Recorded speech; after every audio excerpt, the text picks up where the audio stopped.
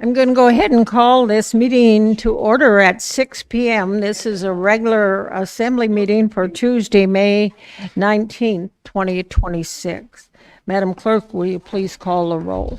Thank you, Madam Mayor. Michael Bowles. Here. Stephanie Nowers. Here. Dee McKee. Yep. Maxwell Sumner. Present. Bill Gamble. Here. Dmitry Fonov. Here. Ron Bernier. Present. Madam Mayor, you do have a quorum. Thank you. Are there any changes to the agenda? Yes, Assemblyperson Bowles, go ahead. This is for the consent agenda first, or the agenda in general?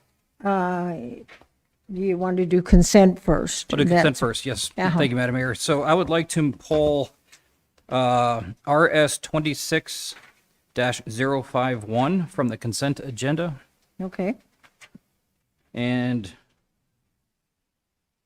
that's it for the consent agenda. Not pull it off the agenda, just pull it to discuss. right. separately. Just be able to discuss them separately. Right, okay. Does anybody else have anything they want to pull from the consent agenda? Yes, it's on, okay. Anybody else want to make any other changes? Okay, Assemblyperson Bowles, go ahead. Thank you, Madam Mayor.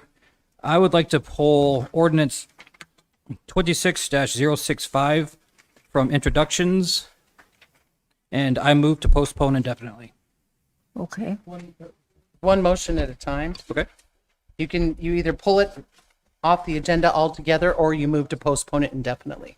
Okay, I move to pull ordinance 26-065 off the agenda. okay, is there objection? Okay, we have objection. I'm not sure why we would pull it off. This is the proposal for another way to reduce property taxes in the borough. And I know you want to discuss your proposal, and you put it out there a long time ago to get it out there for the community to discuss. And I'm trying to do the same, to get it out there and be able for the community to discuss it and this body to look at it. So I think we should move forward with the introduction and discussion about it. Any other discussion about pulling it? Yes, sir, go ahead. Thank you, Madam Mayor. I disagree. What this ordinance aims to do is actually introduce a sales tax on top of already existing taxes, and there's no appetite for that, in my opinion, and I don't think we should be spending time on this. Thank you. So the Assemblyperson McKee, go ahead. I think one of the most common words that we've heard this year is taxes. And I think we need to wait, and the leaves are like floating all, and the legislature, I kind of think maybe we should wait until the legislature decides what it's going to do before we start piling on. So I think it would be a good idea to postpone it. Okay, Assemblyperson Nowers, go ahead. Ms. McKee, we're already going to be discussing taxes on the 16th. So we have various proposals to discuss tax. And there's one already scheduled for that. There's one for a 6.5% sales tax. So I don't think this does anything except allow that discussion for the community to talk about how they want to fund things. So this is an idea. If they don't want to do this, we can stick with the system that we have. It's just to have the discussion about it, and either way, it would go forward to the voters. So I would appreciate the ability to let the community have a discussion on it. Assemblyperson Sumner and our Deputy Mayor, whichever one. Thanks.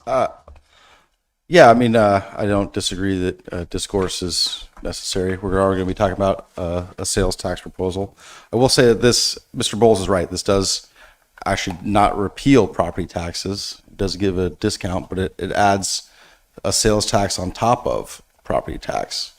And I mean, the last time a sales tax, in addition to the property tax, was on the ballot, it failed 3-1.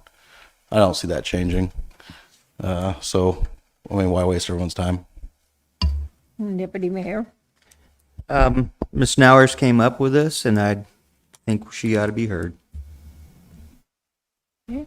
Further discussion, Assemblyperson Gamble. Yeah, I agree. I think that if been talking about process and following it for the last several meetings, and that she has an idea that she'd like discussed and let the public weigh in on, I think that she should have that opportunity. Further discussion? Okay, Members, please proceed to vote then, so we have an objection. If everybody would go ahead and vote. It's a, The motion is by Assemblymember Bowles to remove ordinance 26065 from introduction.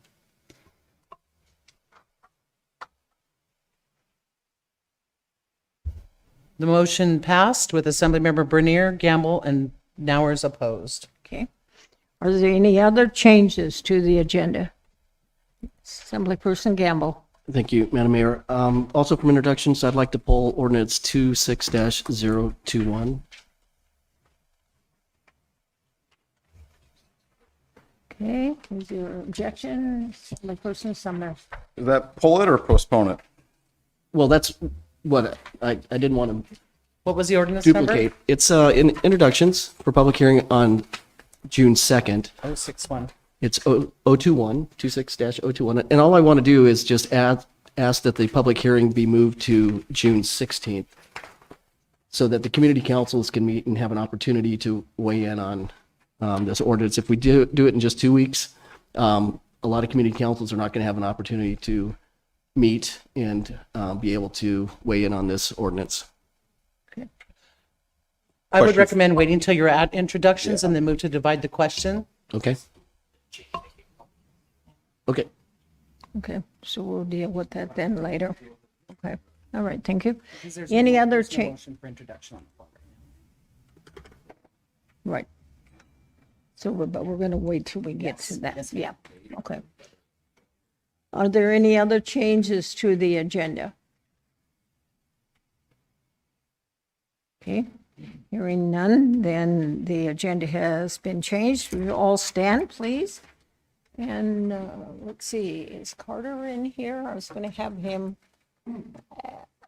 is Carter in here? Was going to have him lead us in the pledge. Is he outside with the robotic? Yeah. Oh, there he is. Would you lead us in the pledge, please? To the flag of the United States of America and to the republic for which it stands, one nation, under God, indivisible, with liberty and justice for all. And so tonight we do have some special orders of the day. I'm going to come down.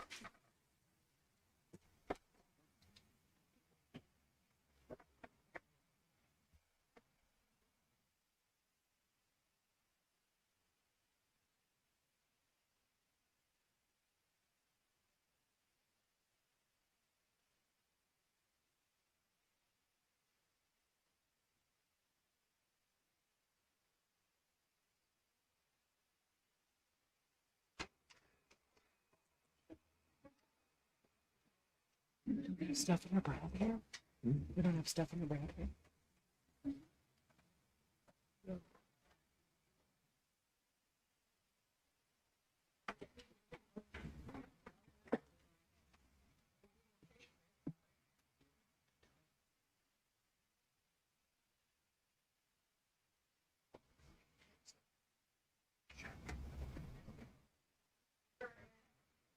Okay, let me turn the mic on. Whereas the Northern Lights robotic team is the only first robotic competition team in the state of Alaska, competing on the national level, representing the Matsu Valley, Anchorage, and the state of Alaska with innovation, determination, and excellence. And whereas First Robotics is the world's leading youth robotics community, inspiring students through hands-on STEM learning opportunities that foster creativity, teamwork, leadership, and problem-solving essentials for the future.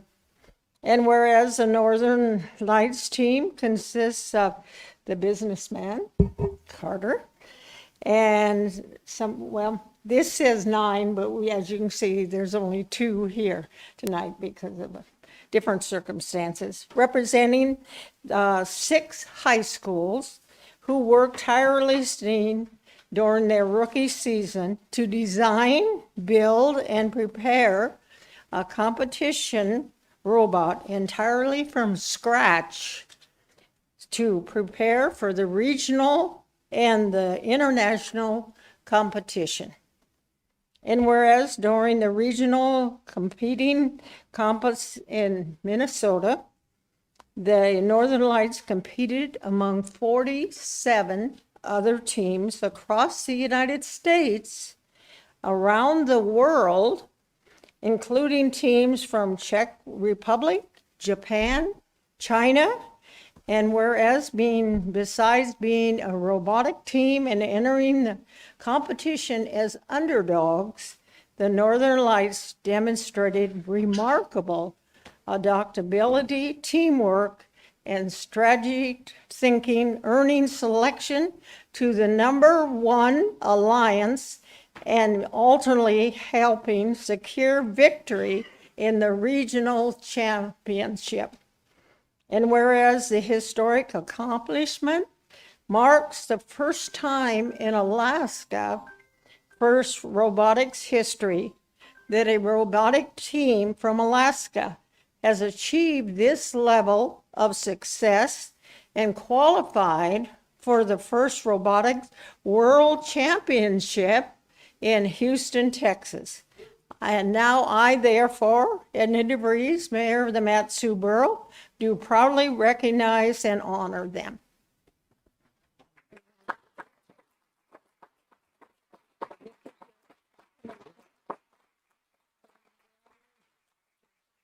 Brenda's going to go ahead and start.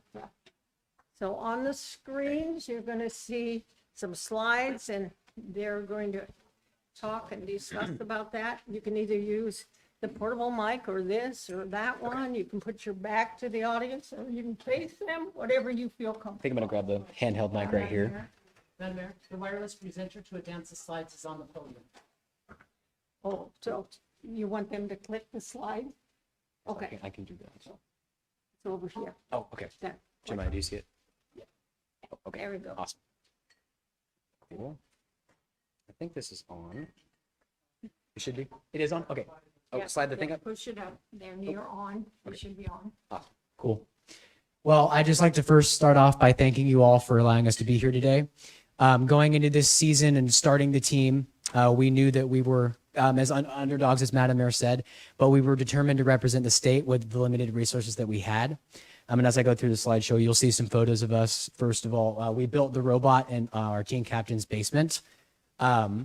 We outsourced all of our parts for our robot from various other teams as the UAA used to have a team, but they diminished, so we borrowed some of their parts, used them to build our robot. We recycled things from Colony High School, just kind of really pulling in all of our resources to come together and build this robot from scratch. Up on the screen, you'll see some key points, such as we represent over 4 high schools across the Mat-Su Valley, and we engage more than 90 students through our initiatives there in Anchorage and through the Mat-Su. We are the only team in Alaska, as Madam Mayor said, that has achieved this level of success in reaching world championship status as a rookie team, especially for Alaska. Here on the screen is all the students involved in our team. Starting on the top left, we have Finn, Justin, who's standing to my right, Cooper Habemeister, Isaac, our team captain, who's in the back, Wesley, myself, JT, Ronan, Kana, and Tanya, and then Jeremiah standing next to me on my left. So here are some photos from our regional competition. This is our robot as we play defense in one of our matches. The objective for this year's game was to pick up what's loaded in our robot right now, which was fuel. Justin will grab one of those and pick it up and show it to you guys. And kind of feed it through our shooter that we have designed, which is that kind of, you want to point to Justin on the front? And what that does is it will intake the balls we have loaded into our robot, shoot them into those turrets you can see onto the right. That black box, this is rebuilt with that blue tag to score points. Justin, do you want to talk a little bit about our autonomous strategy that we had coded? Autonomous strategy? Yeah, and kind of what that entails in the game. Well, for autonomous strategy, we wanted to do something pretty simple. We didn't have the resources to do anything overly complex. In fact, we only had really 2 programmers that were able to do very much, more like one. So our autonomous strategy was pretty simplistic. It was basically just to shoot the preload. At the beginning of a match in the competition, you started out with a certain number of scoring elements, and in order to score points, you have to shoot them into that center scoring element tag in the middle. And that's all our autonomous would do. It would shoot our preload into the scoring zone and score about 8 points. Pretty simplistic, but it worked well sometimes when it decided it wanted to work. And during the competition, I should have made this clear, but I'll say it now. There's two different periods. There is a 30-second autonomous period, as Justin just explained, where our robot runs solely off of code and not driver input. And then for the rest of the match, for about a minute, 30 seconds, our driver will control the robot via a Xbox controller, as you could see Justin driving the robot up. And what that does is it allows our code to run, score points in autonomous, and then with our alliance, we would then go and score with our driver controlling the robot. This photo is Wesley. He's our human player for our team, and what he does is he stands off to the side of the field, and he will shoot balls into the turret to score points. And throw them into the turret to score points. And he's holding up our front plate, which is not currently on the robot. We had all the teams sign it that were at the competition. He's holding up the flag in the background. This is our team working on the robot in our pit, fixing some things in between matches, making sure that it works properly, and making sure that we have nothing that's broken. This is our team after we won regionals. Jeremiah is holding our plaque that says Rookie All-Star. Kana and Tanya in the front are holding our Rookie All-Star Award. What the Rookie All-Star Award is it's an award awarded to a rookie team that they see best fits the criteria that they look through the competition, innovation, things like using resources to your advantage, like we have done, other things. Impacting our community, as Justin said, like things like our initiatives in Anchorage, reaching out to community teams, building those community teams so kids can have more access to STEM and robotics as well. This is after returning from Minnesota. One of the head people over at First and Alaska met us at the airport, congratulated us for our success, and we're holding up our banner there. All of our team members are present. So here are some photos from the World Championships. So at regionals, we qualify for Worlds in ranking points through our team with our winning alliance. We were chosen on the winning alliance, which means we competed with some of the best teams at the regional competition, and we were able to win in the semifinals and finals and qualify for the World Championships. This is Isaac, our team captain, directing our drivers as they drive throughout the field as they're scoring points and using strategy of defense to defend other robots on the opposing alliance to make sure that our team and our alliance can score as many points as possible. This is our robot as it navigates through the fuel on the field, defending other robots, making sure that we can keep our points, they can keep their points, so we can ultimately win a match. This is Ronan, JT, and a member from Nightcrawler, who was one of the teams that we competed with at regionals along with State Line. Their stickers are on the side of our robot, that red sticker and that purple sticker. And we made sure at Worlds to build connections with them, hang out with them, and really make it prominent that we were thankful for these success and what they saw in our team. Yeah. They helped us out quite a lot. They were very friendly, and we made good friends with these teams. And we had many issues with our robots. These guys would always come down and help us make it work so we can actually compete in the next match. Yeah, it's really cool to see how the different teams just come and almost like fight over to help us. We asked if we needed a part, and they were like, "Oh, we want to help you, and we'll send over mentors right away." I don't know if you want to add to that. Yeah, Jeremiah. I will say that throughout the whole regional competition, lots of things wouldn't be able to have done without them. As a person who has stayed in the pits a lot of the time as the safety manager, many things that they would come back to would be given from the other teams and be very helpful and necessary for repairing our robot. Let's see this next photo here. This is Justin. He is the head coder for our team, and he also is our secondary driver. It's him setting up his driver station. I don't know if you want to elaborate on how that kind of works at the competition, setting it up, getting ready to go for the competition. Yeah, well, there's a transition period between matches. The match itself is about 2.5 minutes long. It goes by pretty quick when you're in the heat of the moment, of course, but there's areas on each side of the field where you put your driver station. In this case, it's our computer. For most teams, it is just a computer with some controllers on it. And you just set it there, plug it in, and you're off to go. This photo here is our team in the stands cheering for us. You can see some of the parents, Ms. Dusenberry, who's present here today, wearing our team sweaters, travel hoodies, just kind of cheering us on in the stands. There's members from Nightcrawler and State Line in the back cheering us on as well as we compete. Here is a picture of all the first teams from Alaska that participated in the championships.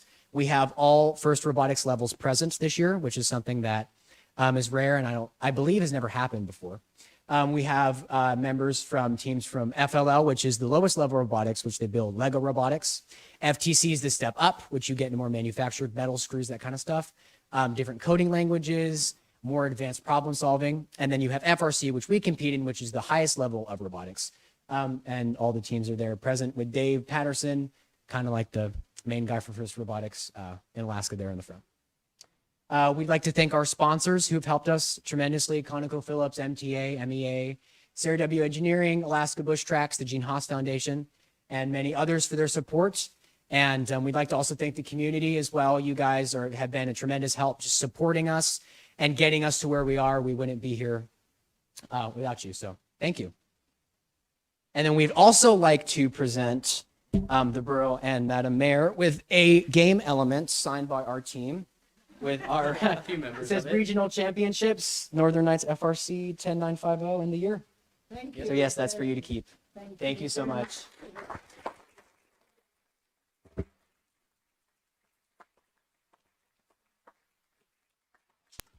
We in the audience have a couple of proud mothers. Would you ladies like to stand? And so in my presence, I don't want anybody to say anything bad about the younger generation. They are coming along fine.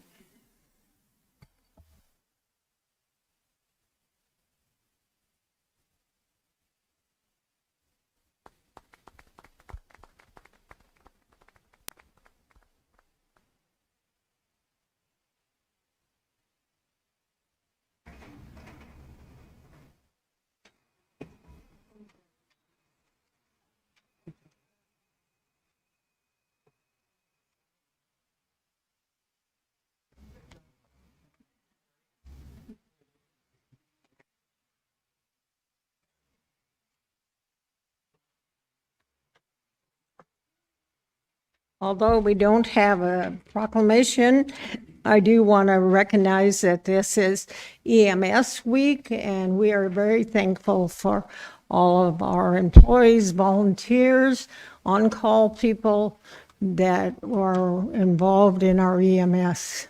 So the next item on our agenda is processing the minutes. We have a regular meeting from the 7th of April, the budget presentation minutes from the 9th of April, a regular meeting from the 21st of April, budget public meeting from the 23rd of April, budget public hearing minutes on the 28th of April, and budget public hearing minutes from the 30th of April. Are there any changes from the agenda, from the assembly? Okay, hearing none, then they are approved as presented. Agency reports, and tonight we have somebody from the city of Palmer. So, Mayor, if you'd come forth and talk to us, please.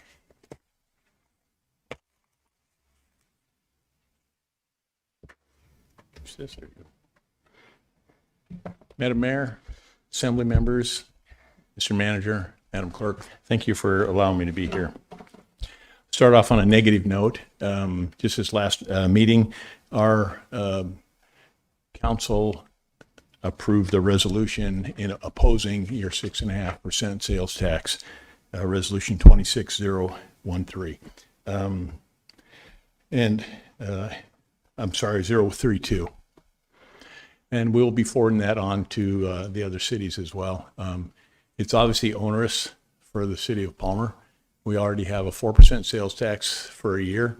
It'll go down to 3% October of next year.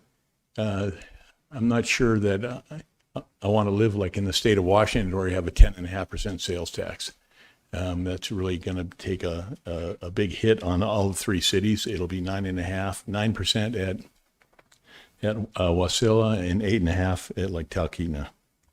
So I will be forwarding a copy of this off to the clerk as well. Some better news. we had a ribbon cutting at the food bank this last Friday, which was an amazing event. The food bank, as you know, is moved. It's now 5,300 square feet, where it was a little over maybe 1,000 square feet before. They're serving now approximately 1,000 families per month. They have walk-in freezers. They now have sinks that they can clean vegetables. They have a waiting room. Probably more importantly, they have a big parking lot and bathrooms. And so it was well attended.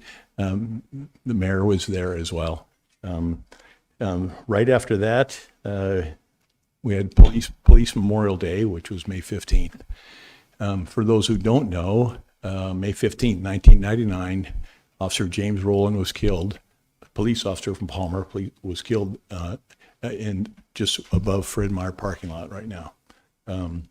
It was a terrible night. I was on council at that point. I got a call in the middle of the night, and it was, I guess if you want to call it, some positive things came out of that.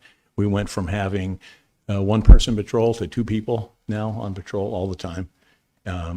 But it was a good fellowship. It was held at the police station in the back, and it was actually kind of a picnic. They had hot dogs and hamburgers, and just it was kind of remembrance. Had a flag that was flown over the Capitol that was presented to us as well. Torch Run was Saturday for Special Olympics. That was held up at the LDS Church, and that's put on by the police officers as well. And there was a pretty big crowd there. Madam Mayor and I decided not to participate because it was a little bit longer than we could do. So some construction projects that are going to be affecting people in and around Palmer, which start May 26th. Evergreen Avenue, the main road coming across from the center of town, is going to be closed. We are doing construction on that to do the same thing that we did with Fireweed. We're removing the tracks, lowering the grade, and putting sidewalks on both sides of the road. That should be done. Final date is September 15th. We hope that it's going to be done before then. At the same time, Cedar Avenue, which is where the old car wash was, is going to be pushed through the railroad tracks as well. And that road is designed to allow the police officers from the police station easier, quicker access onto the main roads. So that road enters right to where the police officer's driveway is. And we're also doing up at Valley Trails, which is across from the high school, some pretty massive repaving up there. Some of the paving up there is 3/4 of an inch thick. We need to tear it all up and put up, 3 inches of gravel. And Friday Fling started this last Friday. There will be some traffic revisions because of the library. Obviously, construction is going on. Evergreen will be closing, obviously, that road. You'll be able to enter into the museum/visitor center from Denali coming down Elmwood. Half of that lane will be blocked off for the construction, and the other half's going to be open for when the buses and stuff arrive. So, Madam Mayor, that's what I have tonight. Thank you. Thank you. Thank you. I don't see anybody here from the school district, and Todd's not here from the state of Alaska. There has not been a board, assembly and school board meeting, but I understand there is some public relations, right?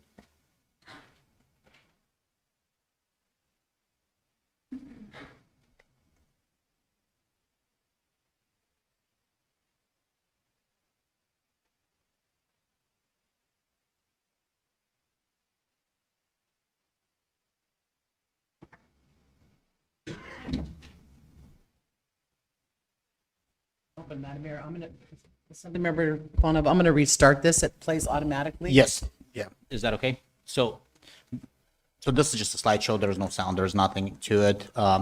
We had a privilege, was it last week? No, the week before, I think. There were several, actually, I've seen one more assemblyman, Sumner, that was there.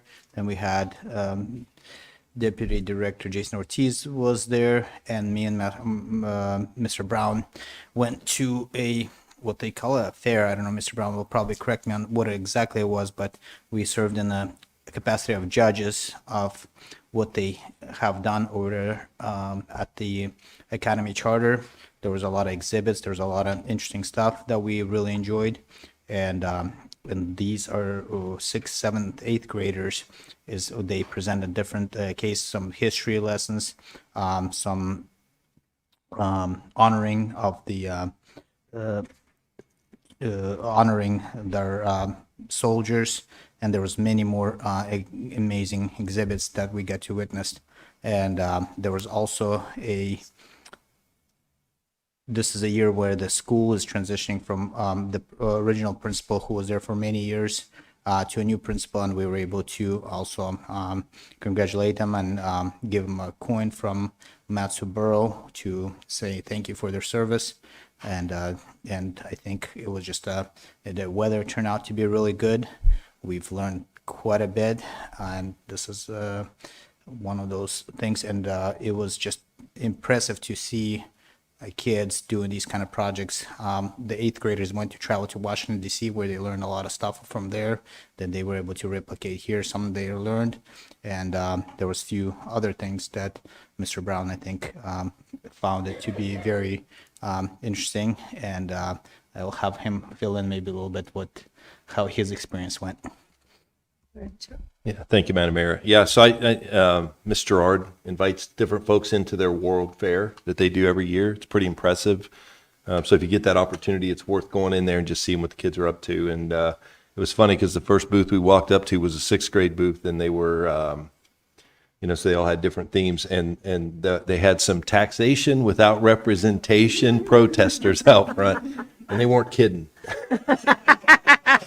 They were pretty adamant about it. So it was just fun to see the kids in their young people really in their passion, and the preparation. The Tomb of the Unknown. That's one of the photos you saw in there. And again, I don't want to take anything away. They had some amazing artwork, some amazing food. They really put all in, and but just some of the preparation to do some of the things they were doing for that Tomb of the Unknown exhibit was impressive. Having been somebody that's been to DC and been to that, just seeing that, I was like, man, these guys they're all in, they're taking it seriously, and they really, really were putting some great effort behind it. So just really impressive through and through, just to watch that. And then they had some younger exhibits, but we were judging, so we didn't get to see some of those other booths. They kept us pretty busy while we were there. Mm-hmm. Assembly person hours. I was going to say, as a former parent of a couple of Academy Charter folks, that is an amazing lift for the teachers, the administrators, the students, and I know we had some parents here, some moms. There are a lot of moms and dads that put a lot of effort into making that a reality as well. So it's pretty neat, and if you can get there when it's a not windy day, that's always a plus. Mm-hmm. Good. Yes. And although there's no pictures, there was another. Our fire and EMS, along with many other partners, had a fair for kids, not this Saturday, but the previous week, where people and families were able to take the kids to the fire station, learn a lot about safety. They had some exhibits for them to try, some gifts to take home. Took all my kids there, and it was impressive to see and to learn everything that goes in place. I think they have the new trailer that is a portable that has like the oven and the bedrooms and many other things like inside of it. That was very good way to teach kids how to close valves, how to turn off breakers, and how to react to emergency situations, which was very impressive. And we found that to be a very good educational thing. So thank you, Ken, for setting that up. And there was one more proclamation. It's not a proclamation that, Madam Mayor, you missed. There is I learned that there was a National Public Works Week is also currently. So we do want to say thank you for all the hard work you do, because if it wasn't for thank you. So keep them roads safe. There's a lot of potholes that need to be fixed. And so let's get them all done so our residents are not breaking any wheels, tires, or suspensions. With that said, thank you for a good winter. I think most people have been very pleased with during some of the harsh windstorms and the snowfalls we had. I think overall the teams did real well, and I want to say our deepest gratitude, because that's what helps the EMS work, people go to work, and for our students to get to school, and we appreciate that. I think, was it last year we had all of the public works people here and did big things, so, yeah. Are there any other public relations? Okay. Mr. Brown, do you have a report? Okay. Mr. Attorney, do you have a report? Madam Clerk? Just that the clerk's report is in your red folder with the upcoming meeting schedule for the next 3 months. Thank you. The other items, then the next item is citizens and other correspondence. Are there any comments from the assembly on the citizens and other correspondence?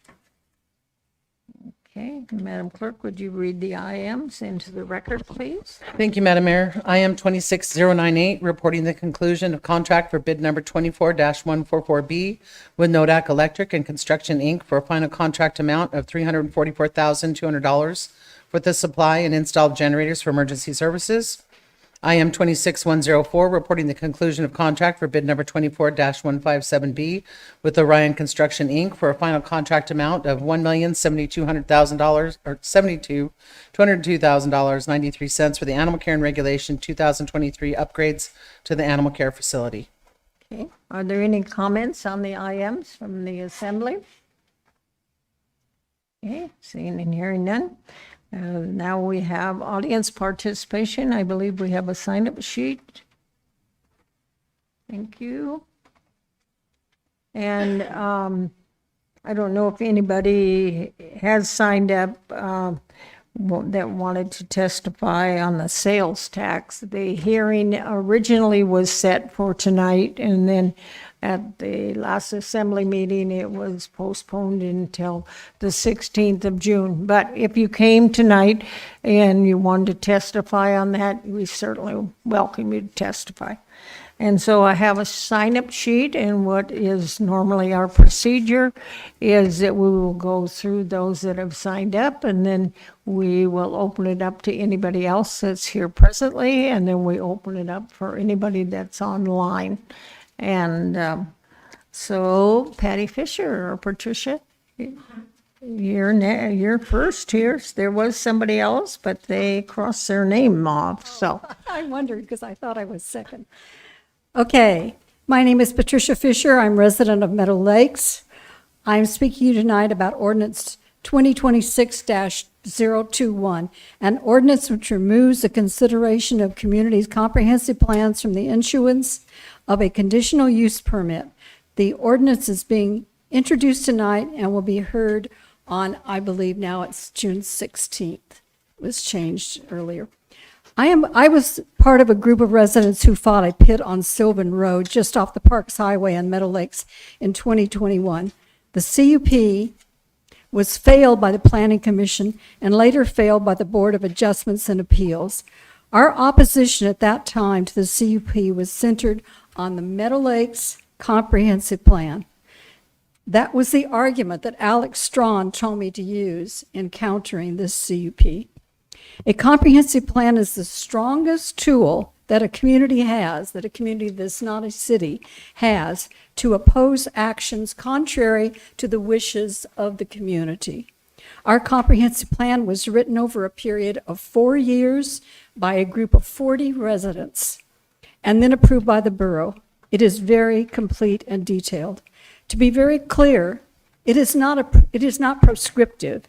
In other words, it is not regulatory. It is simply lays out the wishes of the community. There are 15 comprehensive plans on the borough website.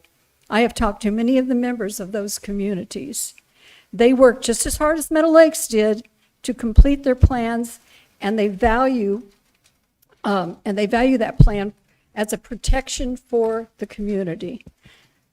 I will continue to contact council members over the next now and 2 or 3 weeks so that they will know what the attempt is to remove this comprehensive plan as an issue during a CUP. I strongly suggest that if you have a problem with gravel, you find a solution that is not a shotgun approach, which is what Ordinance 26-21 is, a shotgun approach. You should not be removing comprehensive plans from the consideration. They are critical to communities. They have been worked on for many years and developed by the residents of the communities. You should not be gutting comprehensive plans without the permission of the communities. This is an egregious misuse of assembly power to remove this authority, this provision from a comprehensive plan from the community. If you have a problem, fix the problem via some other means, not gutting a comprehensive plan. Thank you. Esther?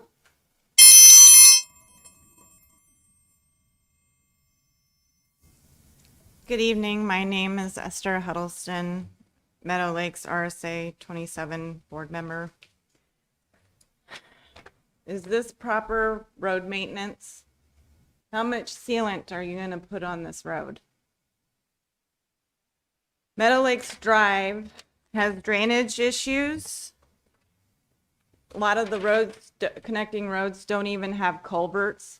It will cost my RSA $10 million to redo that entire road if the Matsu Borough doesn't address these issues. And who's going to take the blame if that road fails? Because we're not properly maintaining that road. And Meadow Lakes Loop, $5 million. My RSA does not have that funding to fix these roads. How are we going to pay for it? Yeah, it's on the road improvement project list, but we have no money for it. And the problem is the borough is not properly maintaining these roads. They need to do layovers of pavement. I mean, when do you draw the line on the sealant? And then we have borough employees not addressing this light post to our RSA board. They're just going, oh, one person wants a light post for $18,000, and they're going to take that money from the drainage issues to put a light post because one person says so because it's unsafe for their kid to get on the school bus. Well, if that's true on Pittman, that students are unsafe waiting for the school bus, then we need to do a study and see how many bus stops there are on Pittman and see how many kids get on the bus at Pittman. And there's Meadow Lakes Midnight Sun Charter School. There's 200 cars dropping off their kids, and there's a bus stop there. There's no post light there. And see how much it costs and bring it to the voters to see if they want to increase their property taxes for student safety to put light posts, not just taking $18,000 from this ditch work that needs to be done because the borough failed to maintain these roads over the years. Just because one person says, I want $18,000 for a light post. We need to research and not just hand over 18 grand. And we need gravel pits to fix these roads. Without gravel pits, where are we going to get the money? It's already expensive right now to fix these roads. But anyways, I hope borough staff addresses the issue before spending 18 grand to this board. And no, I've been reminded we're just advisory. But then what's the point of having a board if you're not even going to bring the dollar amount to the board? Thank you. Okay, Jackie?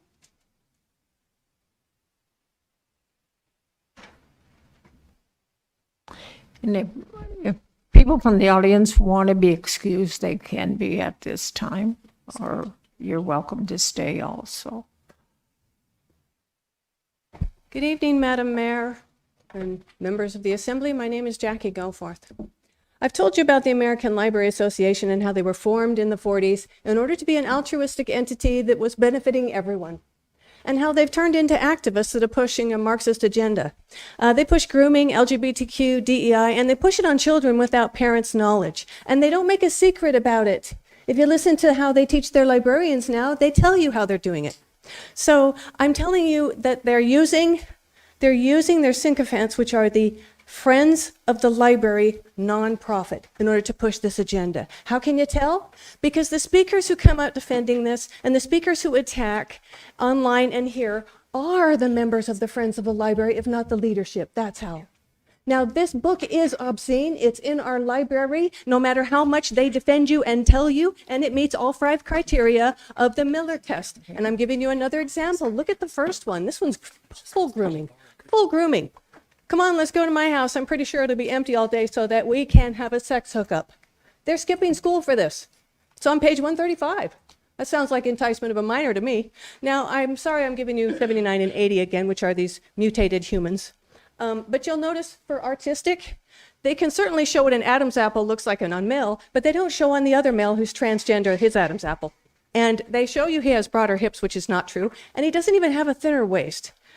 The next thing, remember they're pushing the political agenda that every white male in here is gay or transgender or weak? They even gave him a cane. They even gave him a cane. But the worst one for science, take a look at the female figure on the testosterone.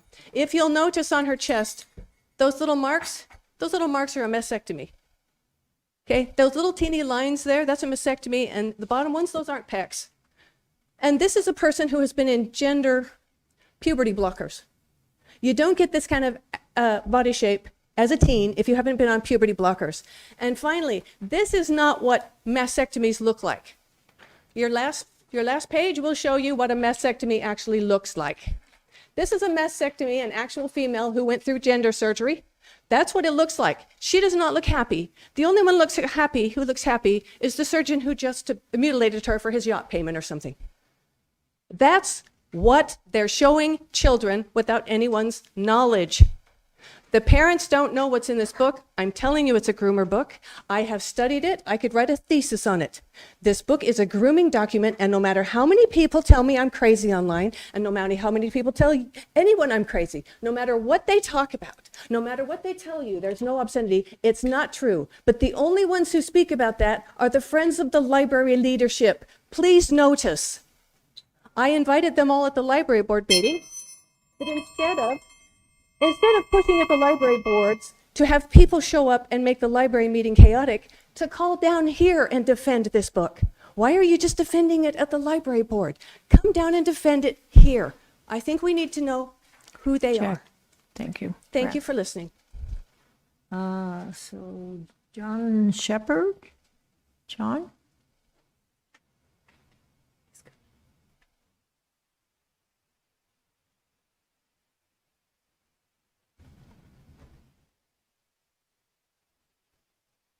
Hello, ma'am. Ma'am, I was just here tonight just to see if you already discussed the paving of Republican. Okay, can you state your name for the record, please? My name is Joshua Shepherd. Thank you. Okay, Yes, go ma'am. ahead with your testimony. No, I'm just curious, there's been a lot of talk and stuff with paving Republican Way there in the Butte. Just curious what the plans are on doing it. I think it is under a section of public hearing, sir. You're welcome to testify about it here, but when we're done with audience participation, there will be a public hearing on it. And so there will be a report and it'll be open and you can testify at that time. Yes, ma'am. Thank you. Okay. Welcome. And Linda?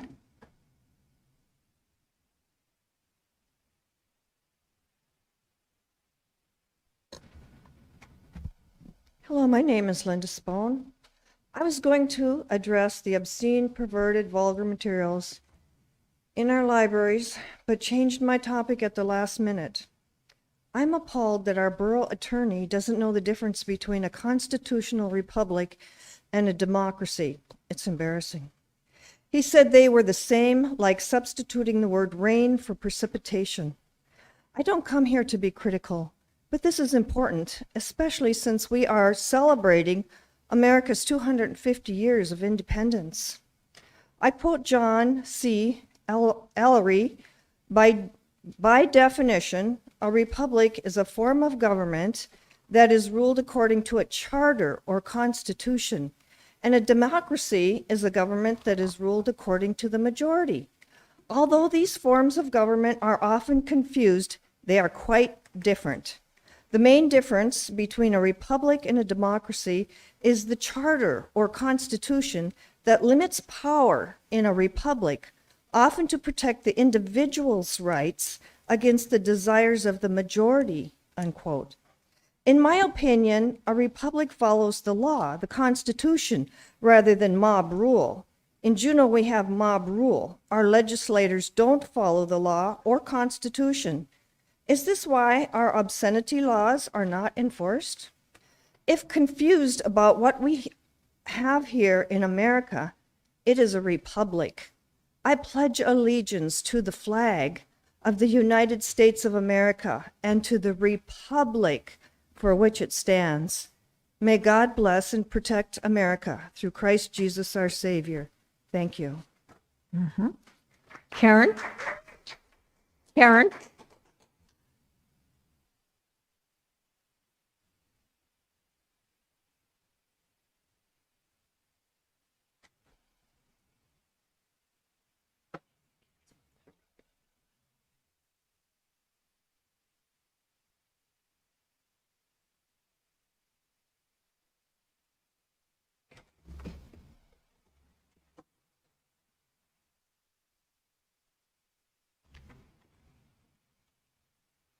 Good evening, Madam Mayor and Assembly. My name's Karen Lewis.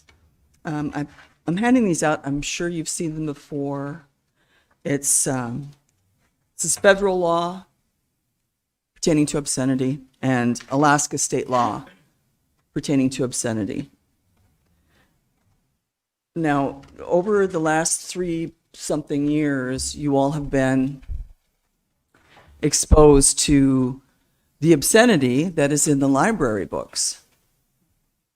And thank goodness they were moved at least to the adult. But it is a Class C felony to have these books in the library. It gives giving access to children. The children could still get access even if they're in the adult area. So the only thing that is reasonable is to remove the obscene books from the libraries, all of them. And I don't know why we don't do that. And who needs to make the group that will do it? Can the library group do that?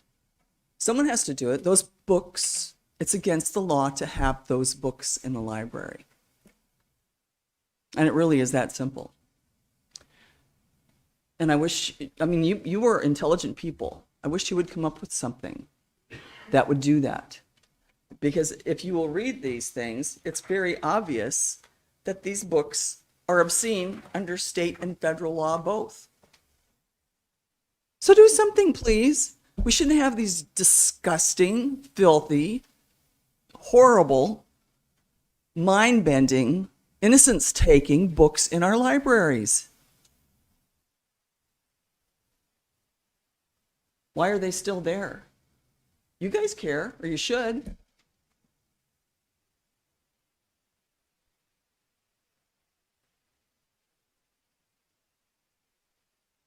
You're the adults.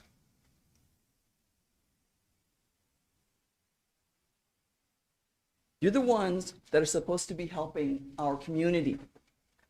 The worst thing you can do is subject these children to this obscenity, which is against the law, by the way.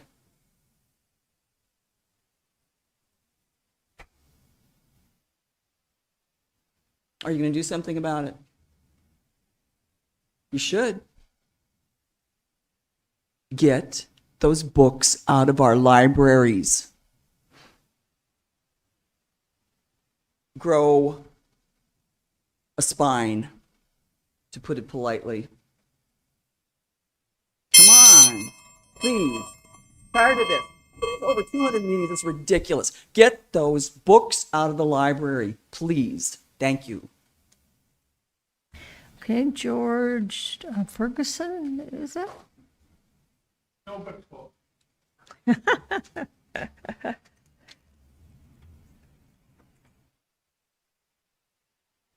George Theodron, I reside at 14996 East Republican Way. I think you've answered my first question because while it's under the lid in the newspaper, it's not on the agenda that you're going to talk about Republican Way paving as well. So thank you. Okay.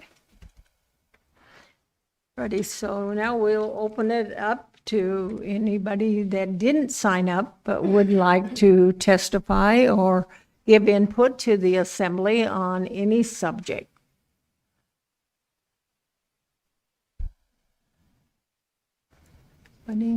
Thank you, everybody, for demonstrating.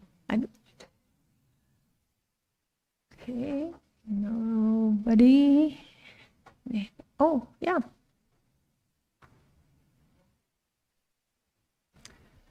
Good evening, Madam Mayor and members of the Assembly. I guess it's appropriate I'm wearing a Seattle sweatshirt. I was just there and taxes are coming up, and that's always a huge issue. But Colleen, would you state your name, please? Okay, Colleen Vague, V like Victor, A-G-U-E. Thank you. Sorry about okay, that. go ahead. But I've been in and out of the country and the state for a while and did not realize that the ordinance regarding comprehensive plans was coming forward. And so I'm glad I'm here tonight. I wasn't planning to speak like usual, but I think it's unfortunate that that's even under consideration. I have been personally involved in writing and developing of 2 comprehensive plans, one in order to provide a SPUD to protect the dog district out on Connect Gooseberry Road. I'm currently in the process with North Lakes Community Council of developing another community comprehensive plan. And I will tell you that I spent 6 years on the Planning Commission, 5 years as the chairperson. Everybody's an NB. I was incredibly surprised at the people that came up concerned with what activities and what things were coming into their neighborhood. They're fine with it coming into someone else's, and when it's doing that, those people are NIMBYs. When they come before us, it's a serious issue and it must be taken care of. So I find that the desire to remove public comment and input from what happens in their communities and especially to their property, somewhat appalling. I know it's inconvenient to listen to the public and what they have to say. You've expressed that over the time, people of this board and others. But the fact is, if you want to be in some kind of politics, it's messy. And people have differing opinions. And your time where you are as a public official is finite. You will be one of the people whose only personal decision-making and practical opportunity to make a decision in your neighborhood is as a person, and that comes down to the comprehensive plans. So I hope you will really consider that when you take action and decide to take the people out of the conditional use permitting process. Thank you. Mm-hmm. Anyone else have? Do we have anybody online, sir? No? Nobody online? Okay. One last chance then. Okay, we'll go ahead and close audience participation, and we're now to public hearings. Madam Clerk? Thank you, Madam Mayor. Ordinance serial, ordinance serial number 26041, an ordinance creating Republican Way Natural Gas Local Improvement District number 672, approving the improvement plan for the district, authorizing the manager to proceed with the improvement, and assessing equally among the properties within the district the cost of the improvement. Okay, I think it will ask for a staff report on this. Oh, can we have a staff report on this? Because it seems like there are some questions, and then we'll open the public hearing.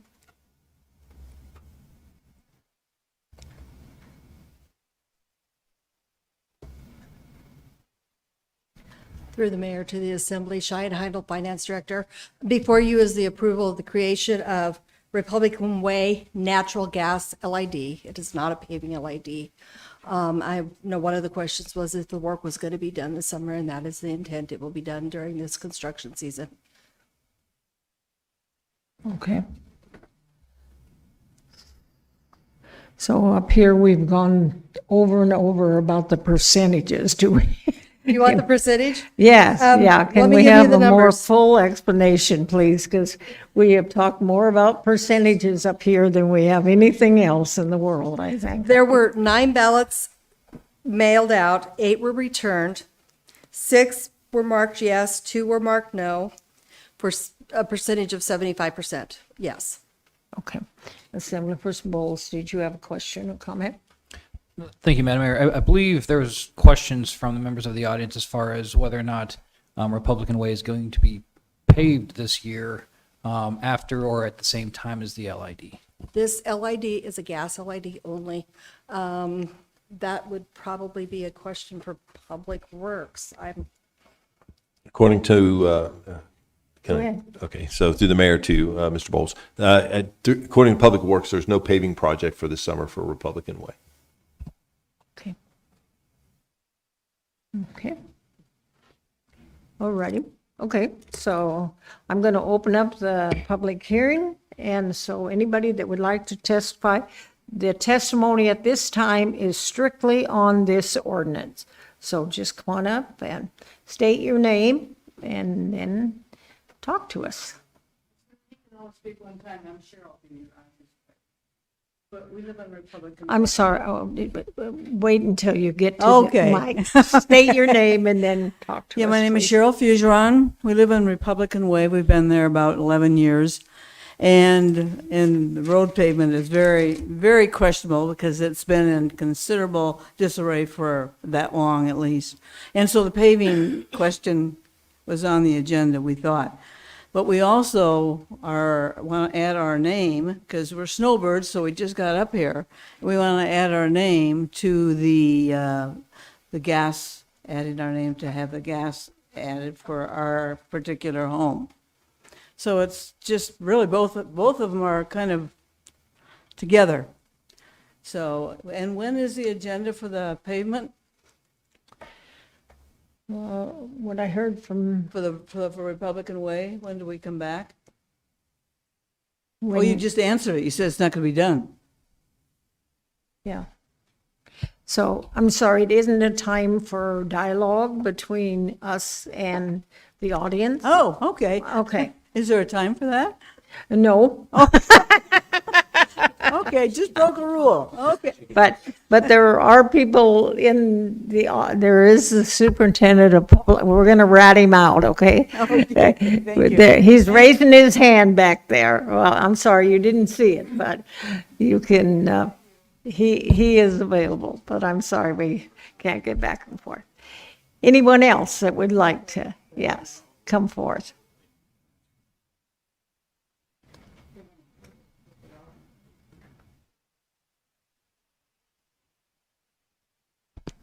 Yes, I'm Tom Chipman, and representing the LID 672 for the natural gas on the East Republican Way. And I'd just like to take this opportunity to thank the borough and the assembly for letting us get this opportunity to try to have natural gas. It'll improve our property, plus it'll help on heating bills in the winter. And I'd just like to thank everybody for it. Thank you. Mm-hmm. Okay. And George, you did sign up. Do you want to do some more testimony here? Thank you.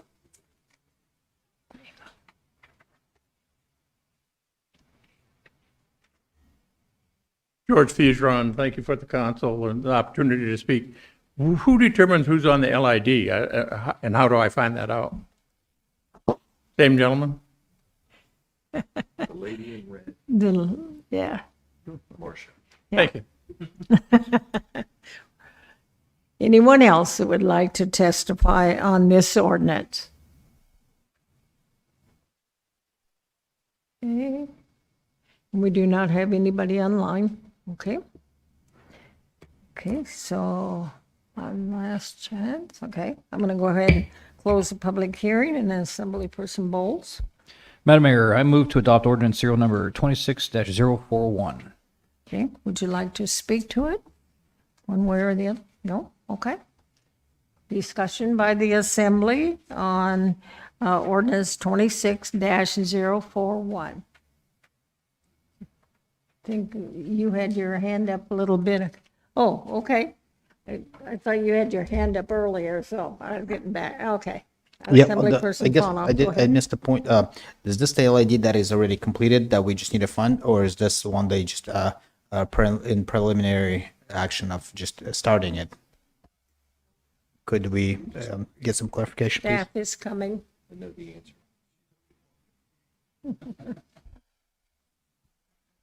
Through the mayor to Assemblymember Faunhoff, Cheyenne Heidelberg Finance Director. This is an LID that is being created and the work will be done this summer. Okay. I guess since it's a LED is so popular, I wanted to know if there's people, can we give an opportunity now is there a path to modify before it's constructed? If additional people who are in the area could also join, is there a fairly easy path forward or no? I'm going to throw that at Nick. Mr. Attorney? Yes, you could. You'd have to basically fail this LID and direct staff to work with, I guess, the proponent, the person who came and applied for it, to redraw it and reballot it.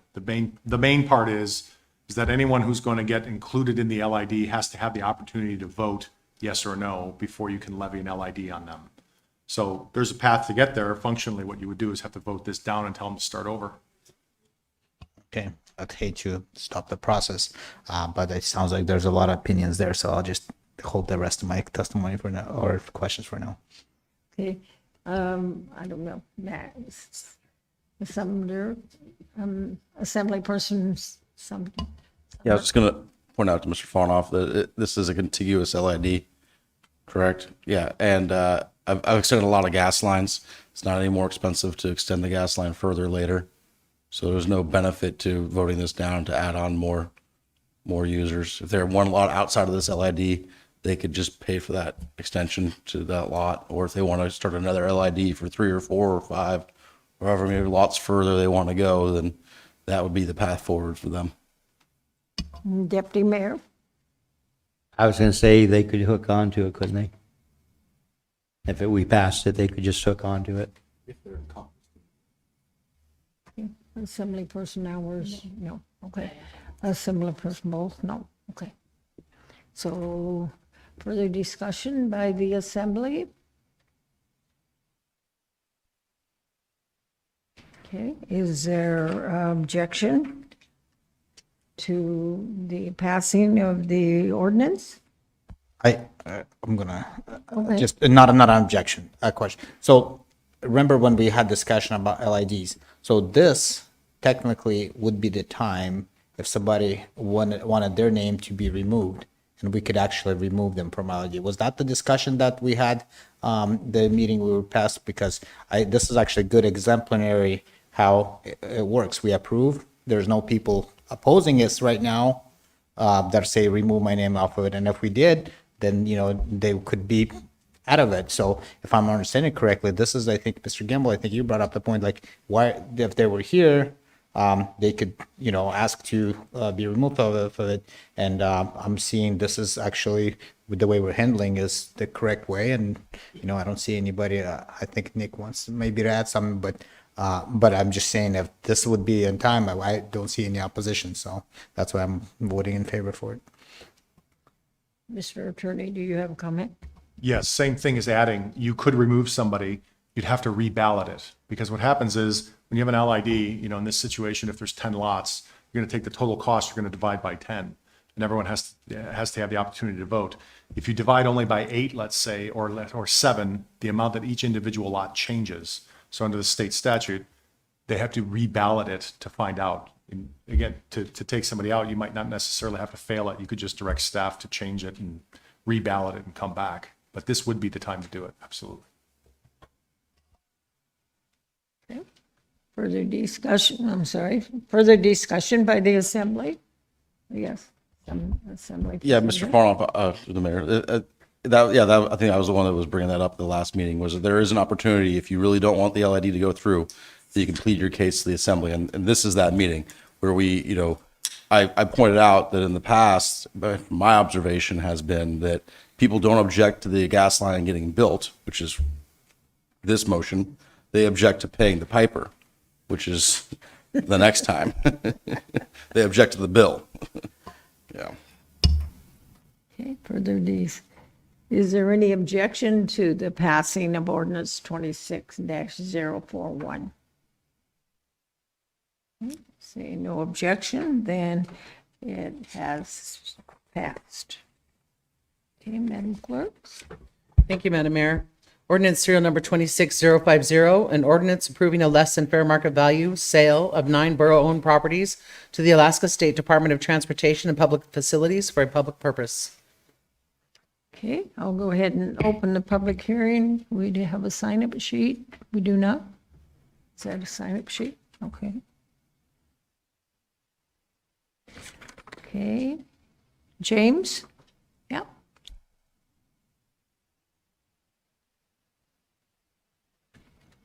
Hi. Madam Mayor. Just move it up to you. Yeah. Thank you. Madam Mayor, members of the Assembly, good evening. My name is James Sauerwein, and I am a employee with the Department of Transportation and Public Facilities Central Region Right-of-Way Group. I represent the department tonight. I have a short prepared statement for you.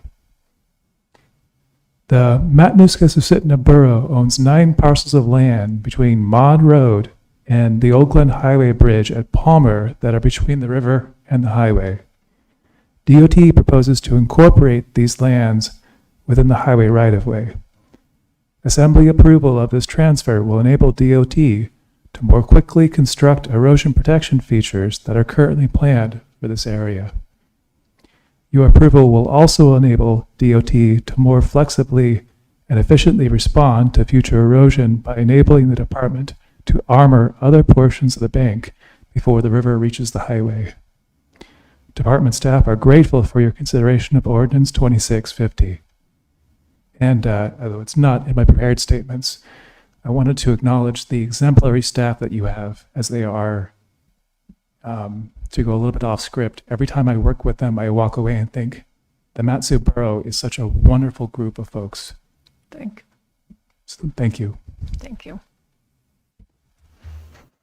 Anyone else that would like to give a testimony on ordinance 26-050? And I think he gave a very good explanation exactly where the land is, so.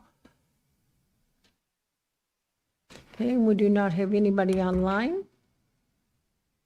Okay, I'll go ahead and close public hearing. Assemblyperson Bowles.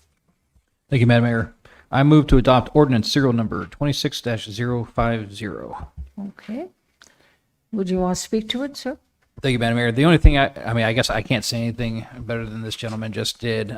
This is going to be extremely helpful and beneficial to the residents along the Old Glen there. I think this is an excellent initiative by our borough manager who started this. I don't know if he started it before last year when we had the meeting with Representative, now Senator Rauscher, Representative Johnson, to discuss the flooding, the years and years of flooding. So thank you, Mr. Manager. Thank you, Madam Mayor, for pursuing this, and it's great to see this come to fruition. Any other discussion by the Assembly? Assemblyperson Ponoff, go ahead. I guess question, Manager Brown. So once we give these or sell them for less than fair market value, they we don't have any ownership of it, and we can't do anything about it. Is that correct, Manager Brown?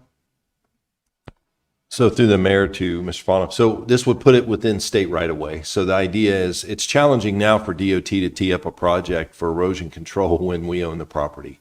It's not part of the Old Glen Highway right of way. This would allow them to take it into the right of way and then include it in future projects to protect the bank. I mean, when you see some of the stuff that's happened along the Mat River, it's challenging to watch the erosion happen until it gets within the right of way where DOT can do something about it. These properties were acquired through buyouts years ago. So I imagine it was predominantly federal funds that procured the property under previous buyouts. And we've looked at that and said it makes a lot more sense if we give it to DOT and have it all within the right of way. Then they can build a project more holistically to address the issue. To follow up, there's like 3 parcels between sandwich between these parcels, the C14, C3, and C4. Are they already in their possession, or they're still in our possession, or they're privately owned that you know of? It's on page, I guess, 4 out of 12. I'm just want to know why there's some of us, 3 of them that are skipped, and 2, I guess. Well, if we get an answer for that. But I do want to say thank you for the positive comment that we got from the DOT. I hope the relationship is same when it's in the return, because there's sometimes that we need to do something, and I think the DOT don't have as maybe quick and positive results when we are the ones that are trying get something our way, I guess. Is that Tom Adams coming this way or no? Okay. That's all I have. Ready, I don't know, do the clerk want to pull up the map that, so everybody can see, or? Yeah, it's they're page talking in about? our packet. It's page 4 of the IM. So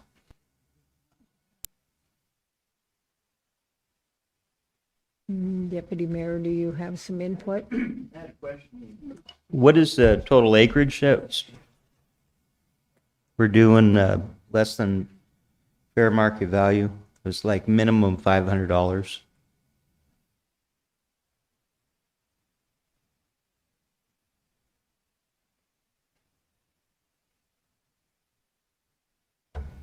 Through the mayor, the goal here is not to make money on these properties. It's to get it into state right away to protect the highway. These properties were acquired through a buyout program because homes were being, or riverbank was being eroded and homes were at risk of falling into the river. Okay. So the less than fair market value sale is just a term we use to say that we're transferring them for no value, which is the intent. The goal was never to charge the state to take the property because they're serving a public benefit. I understand that. Maybe, what do you got to trade? Would have been my comment, I guess. Assemblyperson Sumner? Yeah, I looked up those parcels on Onyx and they show private ownership. It's C14, C3, and C4. Through the mayor, I didn't know we were doing this tonight. Through the mayor, 3 of those properties, or I'll say the 3, I don't have the diagram in front of me. There are some properties that are in private ownership that were considered as part of the buyout in years past, and the owners elected not to sell the land.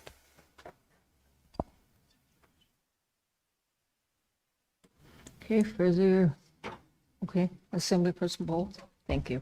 Thank you, Madam Mayor, and thank you, Deputy Mayor. So I would just say that the trade is resident safety. That's a big trade-off. There's already been a house. I mean, I've lived out Connecticut River Road since 2010, and we've watched my wife and I watched at least one house that's been taken by the river. People have lost homes. People have lost property. It's getting closer and closer to the bike path every year, and then, of course, it's getting closer and closer to the road. And so I think really the main thing that we should be focusing on here is public safety. And I understand that there are some discussions on some parcels in agreements moving forward that aren't part of this, but this really is a public safety effort here. Go ahead, sir. So through the mayor, if the question is what's in it for us, we don't have a flood or erosion control special service area in this space. So what happened when it was flooding, it breached the bank, flooded, and was traveling down the right of way. I think MEA had to go out and secure 2 poles that are transmission lines that serve the entire Butte and Connect River communities. And those poles were at risk of going bye-bye. And so MEA had to stage teams out there and pay money to secure those poles until the water subsided, or we could come up with an issue. We met DOT staff on site, and frankly, we just don't have any response. We don't have any response authorities, quite frankly. And the attorney's over there going, yep, I told you that. And so we're in this predicament where we're standing there looking at this problem with no legal authority to do anything about it. And so if you're looking at what's the benefit for the borough, not having to stand there and look at people and going, why aren't you doing something? Because we don't have any legal standing to do something. DOT, however, is in a different position if this is incorporated into the right-of-way. So if you want to look at it from a what's in it for us perspective, that would probably be it, because Tom Adams and I and Ken and a few others were the ones standing along the highway trying to figure out how we could do something instead of just stand there and admire the problem. Let's see, Assembly Sumner? No? That's who I have down Oh, here. I was just going to say that, yeah, this seems like a no-brainer to me. I mean, if you know, an analogy comes to mind, last night the State House had the opportunity to do something for the benefit of the state of Alaska, and a lot of individual legislators decided that they wanted to do what's the best interest of themselves or the best interest of their, their local area, and, screwed the pooch. So let's not be like that. Assemblyperson Nowers. I really appreciate Mr. Bernier, because there are things I would like to get DOT and especially DNR to do, but I do agree this is something where this is a public safety issue, and if you've driven that recently, you can see the river is again heading towards that bank, and I know in Sutton they were really frustrated to watch the road disappear, the land disappear until it was into the road. So having the ability for the state to do something with state dollars to get ahead of that is much appreciated, and is probably cheaper way to go at things than waiting for it to go further. So it does seem like a no-brainer. We got to work together on this, because at the end of the day, it's people on that side of the road that will be affected by it if we don't get this taken care of. And if you can do something to pull that gravel out of there, and maybe, channel that a little more, because you can take a look at it and see it's got a big bumper pushing it towards that bank. Deputy Mayor. I totally agree on the safety issue, okay? I just seen less than fair market value and thinking, I bet there's some property that DOT's got that we could really use. The right of way. Yeah. We don't want to be responsible for this, Deputy Mayor. Any further discussion? Yes, Assemblyperson Fauna, go ahead. Just, I guess, just like what you were saying, how reasonable we're to work with, and I think you'll get a unanimous support in this. And there is a lot of acres here. When I looked up, some parcels are quite large in size. So I just hope that you do relate to your uppers that maybe there's issues that our manager or somebody else that is trying to resolve, so that it's also that relationship is mutual from the DOT. And I do have to mark my calendar that on May 19th, Ms. Nowers actually was promoting the extraction of the gravel, which is, I'm pretty impressed by that. Assemblyperson Gamble. Thank you, Madam Mayor. I know that you think that these lots are large, but they used to be a lot larger. Speaking as one person that's been out there, standing there watching the bank just slough off into the river at an incredible pace, this should have been done a long time ago, and it is absolutely a no-brainer. Thank you. Mm-hmm. Further discussion by the Assembly. Is there any objection to ordinance 26-050 passing? Okay, saying no objection, then it passes. Madam Clerk. Thank you, Madam Mayor. Ordinance serial number 26051, an ordinance accepting and appropriating $338,000 from the United States Department of Military and Veterans Affairs, Division of Homeland Security and Emergency Management, Hazard Mitigation Grant Program, and accompanying resolution 26038, a resolution approving the scope of work and budget and authorizing the manager to enter into an agreement for the Susitna Drive Drainage Improvement Phase 1. Okay, I'm going to go ahead and open the public hearing on ordinance 26-051 and resolution 26-038. We do not have a sign-up sheet. Anybody that would like to testify on this ordinance or this? Well, yeah, I'm just saying, yeah, they can come up. Mm-hmm. The Council on Disability Council and Federal side Department of Human Service is required have person with disability can be on emergency management. we work with state and federal, is we did find a way to accept a emergency management homeland security to work with people with veteran and disability in case they have an earthquake or flooding. This happened nationwide, so we're working with Arizona and state of Nebraska and Colorado to help with natural disaster. If you look at Department of Human Service and the federal side, Trump did downsize with Department of Human Service, with natural disaster, with program of disability, senior and veteran. And so if you look at that, if you have a disability in a group home, long-term care, and they don't teach them how to use earthquake, what are you supposed to do if we have natural disaster and natural flow? And we are doing that probably this summer and trying to get trained homeland security. And we working with state and federal. I'm gonna let you know that.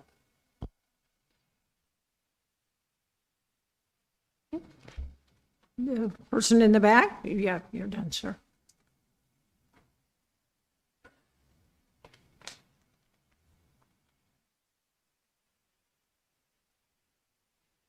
I'm Dixie Banner. I'm actually a mitigation specialist. I worked for FEMA for last 8 years. Finally got home.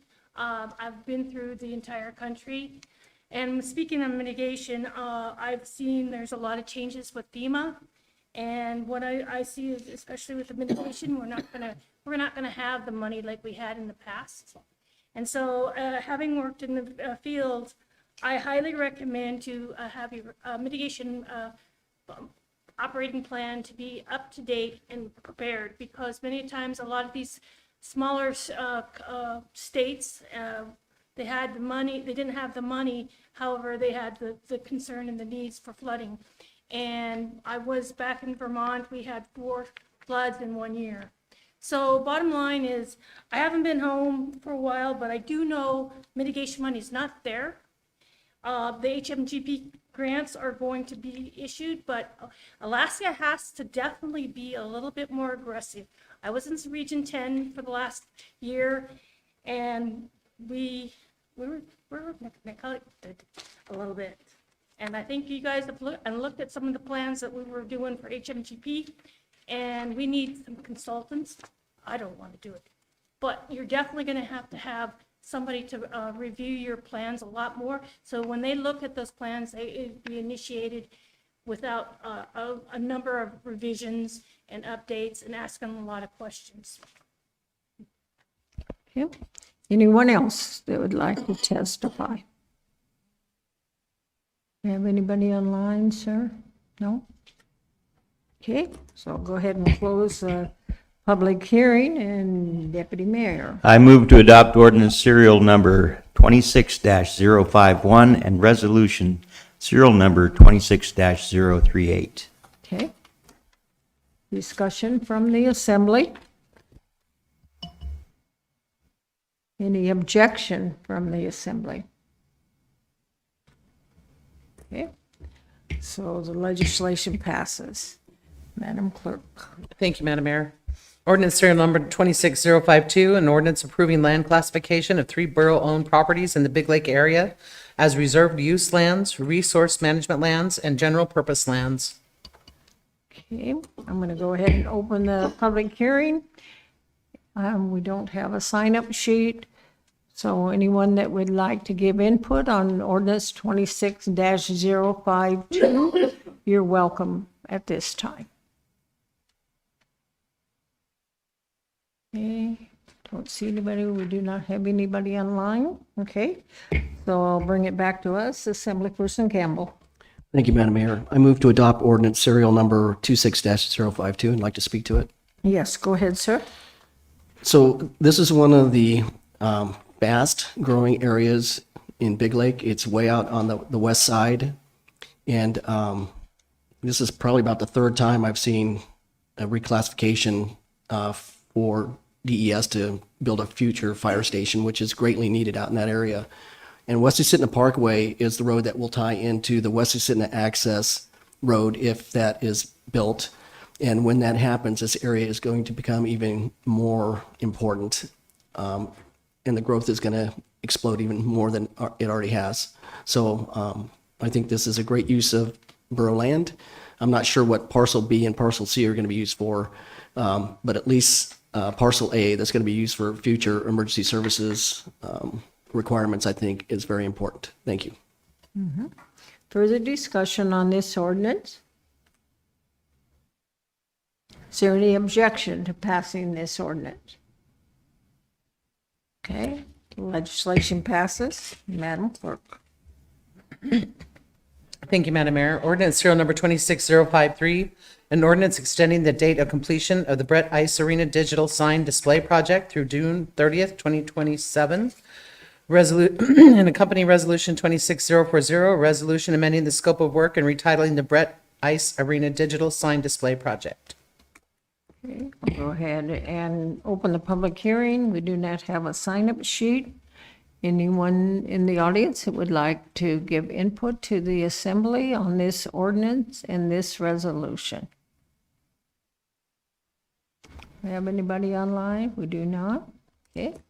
I'll go ahead and close the public hearing, and Assemblyperson Sumner. I move to adopt ordinance serial number 26-053 and resolution serial number 26-040. Okay. Discussion by the assembly? Any objection by the assembly? Okay, so legislation passes. Madam Clerk. Thank you, Madam Mayor. Ordinance serial number 26056, an ordinance establishing the Board for Advisory Review of Kennel Standards, also known as BARKS, as an advisory board to review and make recommendations regarding kennel licensing and enforcement. And this was sponsored by Assembly Members Sumner, Fonov, and Bernier. Okay, I'm going to go ahead and open the public hearing. Anyone that would like to give testimony to the assembly on this ordinance, 26-056. Do we have anybody online? We do not. Okay, I'll go ahead and close the public hearing, and Assemblyperson Sumner. I move to adopt ordinance serial number 26-056. And I can Okay. speak to it. Yes, go ahead, sir. For the sake of brevity, we all know what this is about and what's in regards to, so if anyone has anything else to talk about, I leave it open to you. Assemblyperson Bowles, go ahead. I just want to thank the three of you for bringing this forward. Thank you, Madam Mayor. Pardon me. I just want to thank the three of you for bringing forward. I think this is extremely important. I think this is going to be a very useful board to the borough for many years. You know, on our side, down Kinnick River Road, not a whole lot of dog teams, but members of my extended family have had dog teams out in Swetna. And I think that there was some very important information brought forward during this terrible incident. And I really look forward to seeing what the board produces as far as recommendations, information moving forward. So thank you. Okay. What did you say, Assemblyperson McKee? Can a borough assembly member be part of this board? Because if they can, I sure would like to be. No, I think the current legislation doesn't allow for that. if I'm Can we, correct. can we amend it to make that happen? So the current legislation does not allow for it. The mayor would have to appoint you. The problem would be that if you sit on the board, the legislation doesn't allow for it. If anything comes to the assembly, you then have to recuse yourself. I'm okay with that. It presupposes the mayor would appoint you. The That legislation would be itself nice. says, as feasible, the mayor is encouraged to give preference to mushers and kennel owners for appointment to the board. But the problem with mushers and kennel owners, that's why we have some of the problems we got going on right now, is because I don't think it should be so heavily weighted in that. I think you got to have another voice in there. I cannot tell you, and I'm sure you all have had lots of tearful conversations from the public on this, and if this is the way we can start to do it, I'll take whatever I can get out of it. If I would be a very active board member. So that's just, I don't know, do we need an amendment, or how do we need to do that? Somebody?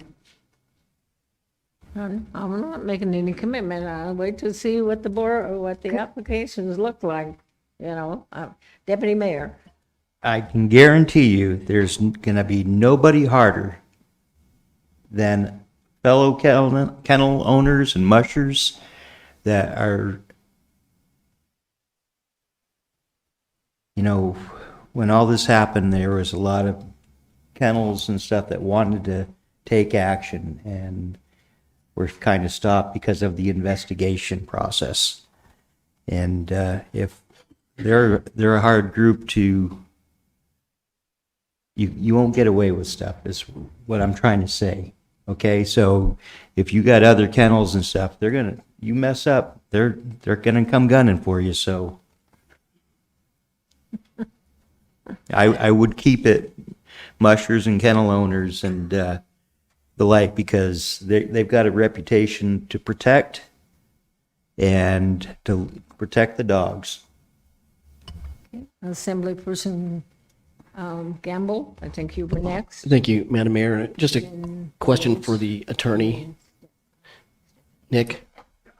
So we could have an assembly seat on there and make it a non-voting seat, right? And then that would alleviate. Yeah, you could. Yeah, I mean, that's what put I it do on on the voting commission. So I kind of like the idea of having an assembly member on there. We can make it a non-voting position and kind of be our eyes and ears on the board. Thank you. Okay. And let's see, Assemblyperson Bowles? Oh, Ms. Sumner, I'm sorry. Yeah, I would not be opposed to a non-voting assembly member seat addition if Ms. McKee wanted to make that motion. But when we drafted this, the intent was to the voting members would be primarily comprised of mushers and kennel owners, because the specific instance that instigated the need for this, if mushers and kennel owners had been left to their own devices, we would have had some Western justice, and this situation wouldn't have happened. It was a failure of the government, and what I don't want to see is the government failing these folks, this community, and then the government enacting a bunch of extra onerous restrictions and ordinances and layers of government to fix an issue that they created. I mean, that is absolutely not what we do not want. So I want the input, I want it, and I hope you guys do too, want the input primarily of mushers and kennel owners on how we can avoid this ever happening again. And Assemblyperson Snowers, you had comments?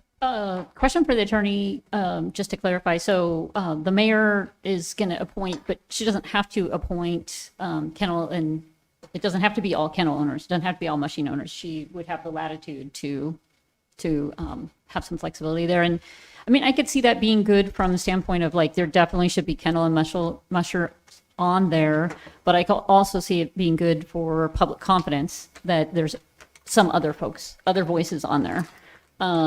So they feel whatever, so people don't question the result that came out of it, or not as much. And I have no problem with Ms. McKee being on there, so I guess I would offer a friendly amendment to add a non-voting assembly member position to the board. Okay, there's an amendment on the floor. The only thing I will caution all of you about, we put an assembly person on that board, and we don't have the reports yet from the investigation back. The public's going to say you are protecting yourself. You can bet on that. That's exactly what they would say. That you're putting people on the board to protect the assembly and the borough. I might be misunderstanding what you're saying. If it's non-voting, all it does is give the public a window into It what. doesn't make any difference by the public perception. I agree. It's not. That's the public perception going to be out there. Okay, let's see, Mike, I think, let's see, who is next? I can't read those. DM or MB? Okay. I think Dee had her hand up earlier. Okay, assembly person. Now, just on the amendment, okay? It's just on the amendment, okay? Okay, well, let's see, we got 3 or 4 people before you. Oh, said- okay. Assembly person, do you still have your light on? Do Oh, you still sorry, wanna no, talk? so what we're going to actually vote on whether or not to have an assembly person non-voting on this board, which, Right, by the way, Bill, right, that's a great that's thought. the amendment. Yep. Uh-huh. We can only discuss the amendment at this time, and whether it passes or not, then we will discuss the whole ordinance, okay? Assembly person Sumner? I call a question. Is there any objection to, yes, there's objection to calling the question. Okay, Madam Clerk. If everybody in the room would go ahead and vote. For the amendment. This is on calling the question. Calling the Oh, question stops debate, so if This you want to is- stop debate, you vote yes. Yeah, okay. Madam Mayor, it failed with Assemblymember McKee and Bowles in support. Okay, so, You're still on the So- primary amendment. okay, so, Sumner and then Stephanie, do you have comment? I think you have a very good point, and but I don't know all the reasons that Ms. McKee might want to be on there. So I wanted to hear your input after hearing that. Does that change your mind about wanting to sit on the board, that it might cause an appearance of conflict? No, because I think it would do the exact opposite. It's saying somebody that is representing the public is actually going to be part of, at least you're like a reporter almost in a case like that. You're hearing what people are saying. And so there's if anybody thought, well, they're going to cover something up, not with me there, I mean, or anybody else on this assembly. I just think that it's an awfully good chance to get the public involved in something like this where they've elected us to do something. I want to do it.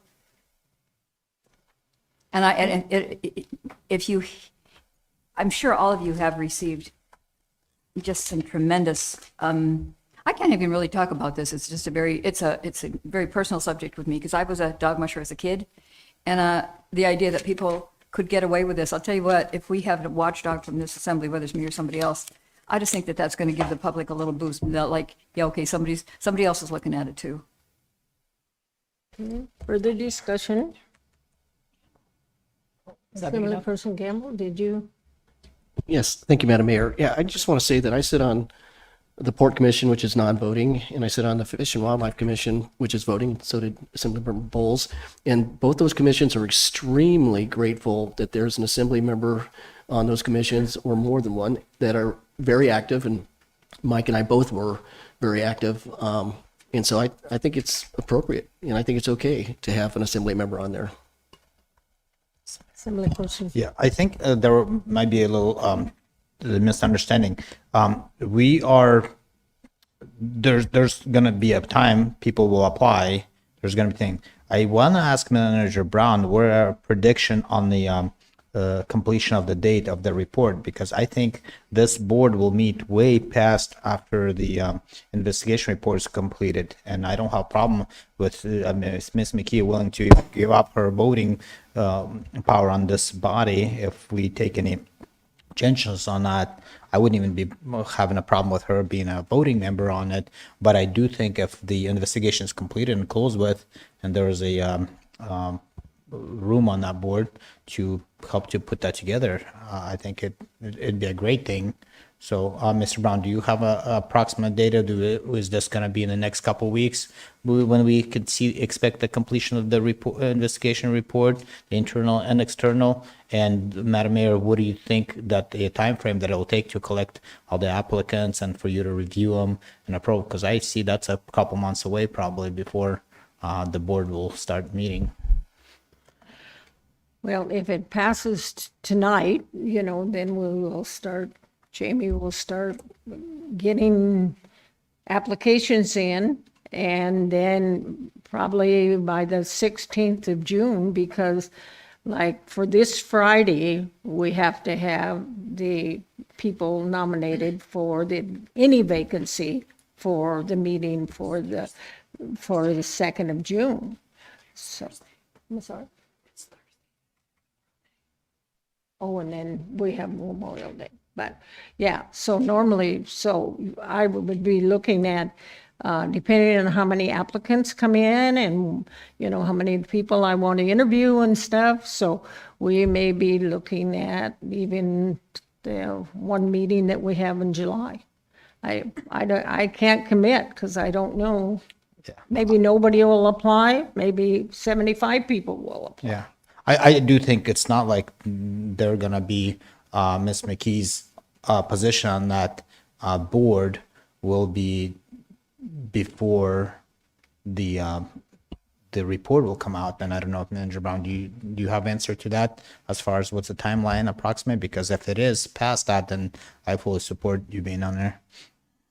So.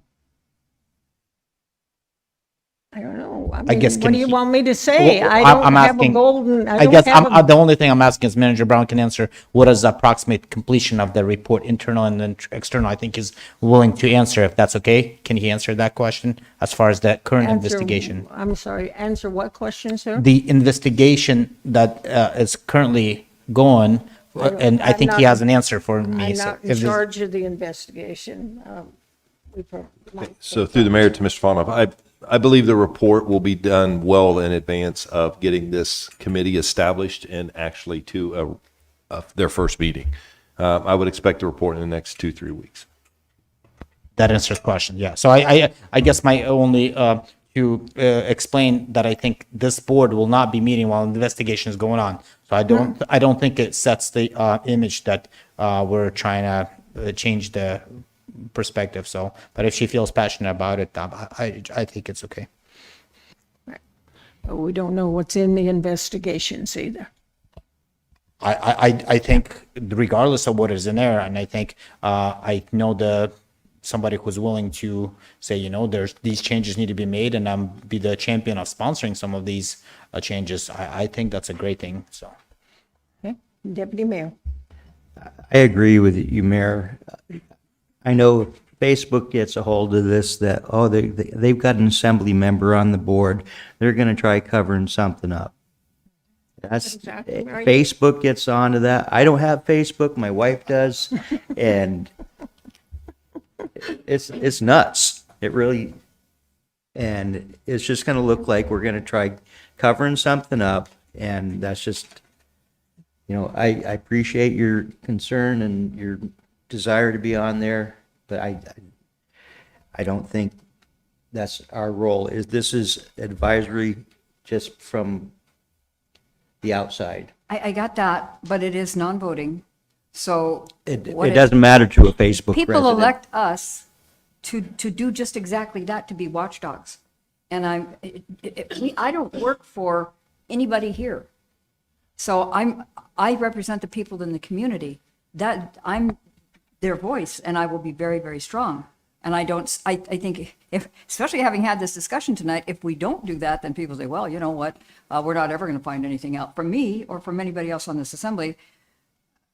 I'm loud and proud. I don't mind taking the hits either, but I really feel that this is a way to give the public the idea that we have a channel in there. It just won't be you taking the hits. It'll be the borough is covering something up. They got an assembly person on there. And most of these people, keyboard warriors there, they don't read other than the first couple of sentences, and they got their minds made up. Well, if they don't know that we're elected to represent them, what else are we here for? I just think that is the only way to have a voice of the people, rather than just mushers and whoever said kennel owners, or however that was made up. If you don't have a voice that is elected by the people, that's what I'm here for. So I can't see how that could possibly be. If you did a staff member, you could say, well, you know what, they're covering them up. But not when you're elected by the people. I'm very passionate about this. I hope we pass it, because I think it will transcend the current incident under discussion.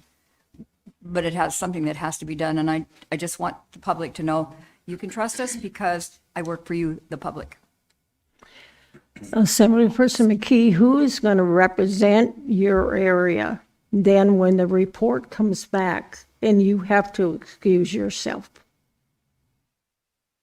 Sorry, maybe I didn't would you say that again? Okay, so if you're appointed to, I'm going to let the attorney talk. I think, Madam Mayor, if the ordinance itself is amended that says an assembly member's on it, then the rule about advising yourself goes away because the assembly can certainly do that.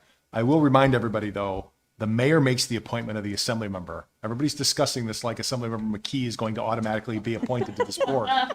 Maybe that happens, and maybe you all agree to that, and the mayor agrees to that, and everybody's like, I just want to point out, the mayor makes appointments. The assembly does not make appointments, only the mayor does. But the rule about not voting on your own advice goes away if the assembly actually amends this and says you can be on the board.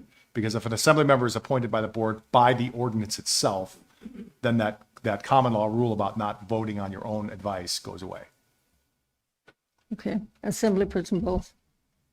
Thank you, Madam Mayor. I think all of this discussion is valid and there's great points. I'm wondering if there's a compromise there. And so I'd like to make a secondary amendment just to see a friendly amendment, see if there's an appetite to, after the initial report. So I move to amend the primary amendment to add an assembly member after the initial report is provided to the borough on December 15th, 2026. And I would also like to add into there to move the sunset date out and or even remove the sunset date, because I think this is something that can be very useful to the borough for many years to come, many decades to come, as the sport changes, as new people come into the sport. And or lifestyle is not a sport for everybody, so it's just a lifestyle. So I think that this could be a standing board standing board that could be very and useful to the assembly and to the borough. So yeah, I know it's a long amendment, so if I need to clean that up a little bit, I will. Okay. Assemblymember Bowles, I'd like to clarify your to simplify the motion. Yep. Your secondary amendment was to not confirm an assembly member until after the report is received, should Madam Mayor decide she wants to confirm an assembly member. As well as remove the sunset date and make this just a continual board. And strike the sunset date. Okay. Correct. Yes. Yeah, point of order is that's two secondary amendments. So you want to move to divide the question? One amendment? He could do it in one motion. I can't add a comma on my amendment. Can assembly person move to divide the question? Madam Mayor, the primary amendment can have more than one issue in it. Okay. So if you want to do it simple, though, you can just withdraw the sunset. I would recommend just withdrawing the sunset and then moving that next. Okay. Yep, absolutely. That Okay, works is that for me. agreeable to the maker of the motion? Okay, all right. Let's see if I have, who do I have down here? Assembly person Sumner. Go ahead. So, I mean, I'm going to speak to the intent of both your motions because we're going to be moving both of them. But The sunset's not on the floor right now. I'm still going to. I hope you guys will indulge me a little bit because they are kind of related to his intent. If I'm collecting you correctly, you are planning on adding government, and the only thing that this board can do is add regulation. So I think you should take a pause and think about that for a minute. Do we really want to do that? There's a specific issue that this board is stood up for to solve, and I did not want this to add more government or add more regulation, and I would definitely be opposed to that amendment. Okay. I'm ready, so I'm assembly person Gamble, go ahead. Thank you, Madam Mayor. Yeah, and we can always extend the board at a future date. So I don't really think we need to get rid of the sunset clause. Okay, further discussion on assembly person Flowers and then. I do think technically they could advise us in any direction, so they could suggest we change or even delete regulation if they think it's, so I don't think it's necessarily I don't think the maker was looking to add regulation, but I don't know that I can support the secondary amendment at this point. I think it just either do it or don't. Assembly person McKee, go ahead. As I said before, this is not I don't think that the commission that you're talking about, or whatever you call it, the board, should be directed at a specific incident, because it's not as if this thing hasn't happened before. In fact, there's something going on in Fairbanks, which was apparently a result of what we're going through here. So it's not like, well, we're going to take care of it just by taking care of this one incident. That's not going to work. It should be something that's ongoing, and as I say, transcendental. I just don't, I wouldn't see. We have to keep it to the secondary amendment, and the ongoing or terminated is not on. Oh, I'm sorry, because he was talking about, so I thought I would just jump in there. Thanks, Max. Yeah. Assemblyperson Sumner. Yeah, I'd just like to add that there actually currently is an animal control board. So that, some of these things could be handled by that board. This was created for a specific purpose, yeah. Okay, further discussion? Further discussion? Not, just so you clarify, Ms. Brenda, what we're going to be voting on so that we're clear. The secondary amendment is to confirm an assembly member only after the report and the investigation is complete, and should the mayor choose to appoint an assembly member. Okay. Assemblyperson Bowles, go ahead. Thank you, Madam Mayor. I didn't think about that. You're absolutely correct. We do have an animal control board. Is there a sitting member of the assembly that's on that board? I can answer that on the staff support. No, there would not be an assembly member that would be appointed to that board. However, it's a quasi judicial board, and that would be the reason.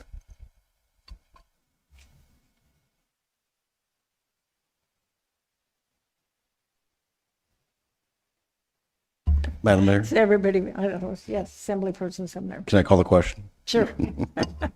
Okay, the question has been called. Is there an objection to calling the question? Don't see any objection.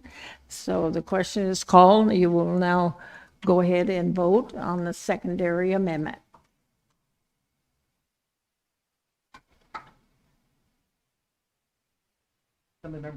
Assemblymember Gamble.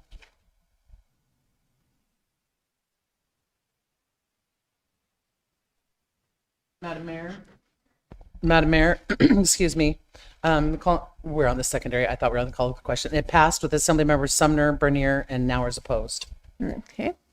So now we're back to the primary amendment. Okay. So the primary. The vote real quick if you Sure. permit me. Yeah. Yeah. Thank you. Yeah. We will wait. Okay. Okay, and then will you read the primary amendment to us, please? The primary amendment is to add a non-voting assembly member seat to the Barks Committee. Okay, so that's Assemblyperson Bowles. Thank you, Madam Mayor. And so I just want to say that I appreciate you, Member Sumner, pointing out the Animal Control Board. I had forgotten about that, and that's absolutely correct. So this has a specific goal, specific mission. So, yeah, I think actually I don't know if I'm going to be I don't think I can be in support of adding an assembly member at this time, because it is an advisory board that's for a short period of time. We already have an animal control board in place and established. So I think that both are achieved, or this will not need to bleed into that area. And so I don't think we need an assembly member on this. Okay. Do you further discuss? We have Assemblyperson Sumner, go ahead. If I could add a secondary amendment. I knew change we were it. gonna it was going too good with all of the public hearings. I knew we were going to wrap ourselves around something tonight, but I didn't think it was going to be bark. I was betting on the leaf blowers, not this, but I would like to add the language. I mean, maybe the attorney would have to help me on this, that the board may request an assembly member be added to the board. Okay. The motion, secondary amendment, is for the board, after it's appointed, they could request that an assembly member be A non-voting member of the assembly. non-voting member. Okay. Okay. So discussion on that, Assemblyman Key. Apparently, we're learning tonight. I didn't know there was this other board. I would only, and I don't know who they are, bless their hearts, anybody that serves for nothing on a board, that's great. But why did this happen? There doesn't look to me like there was a real watchdog. And, it's what? The investigation. Well, that's right, but I just think that we wouldn't be having this conversation if that board were as active as it should be. Something happened, and I know what the public opinion is, and I'm afraid anybody who had anything to do with it is going to take a real big hit. And if I were on a board that was, like Bill is on the Fish and Game thing, he's apparently very vocal. And I don't know so much about Mike, but I'm kind of like that as well. I don't care that there's another advisory board. I don't want them to just request, because if they say no, then we're right back where we started from. So, Well, whatever report they come up with will come back to this body. of course. Yeah, so you'll be able to have the input at that time.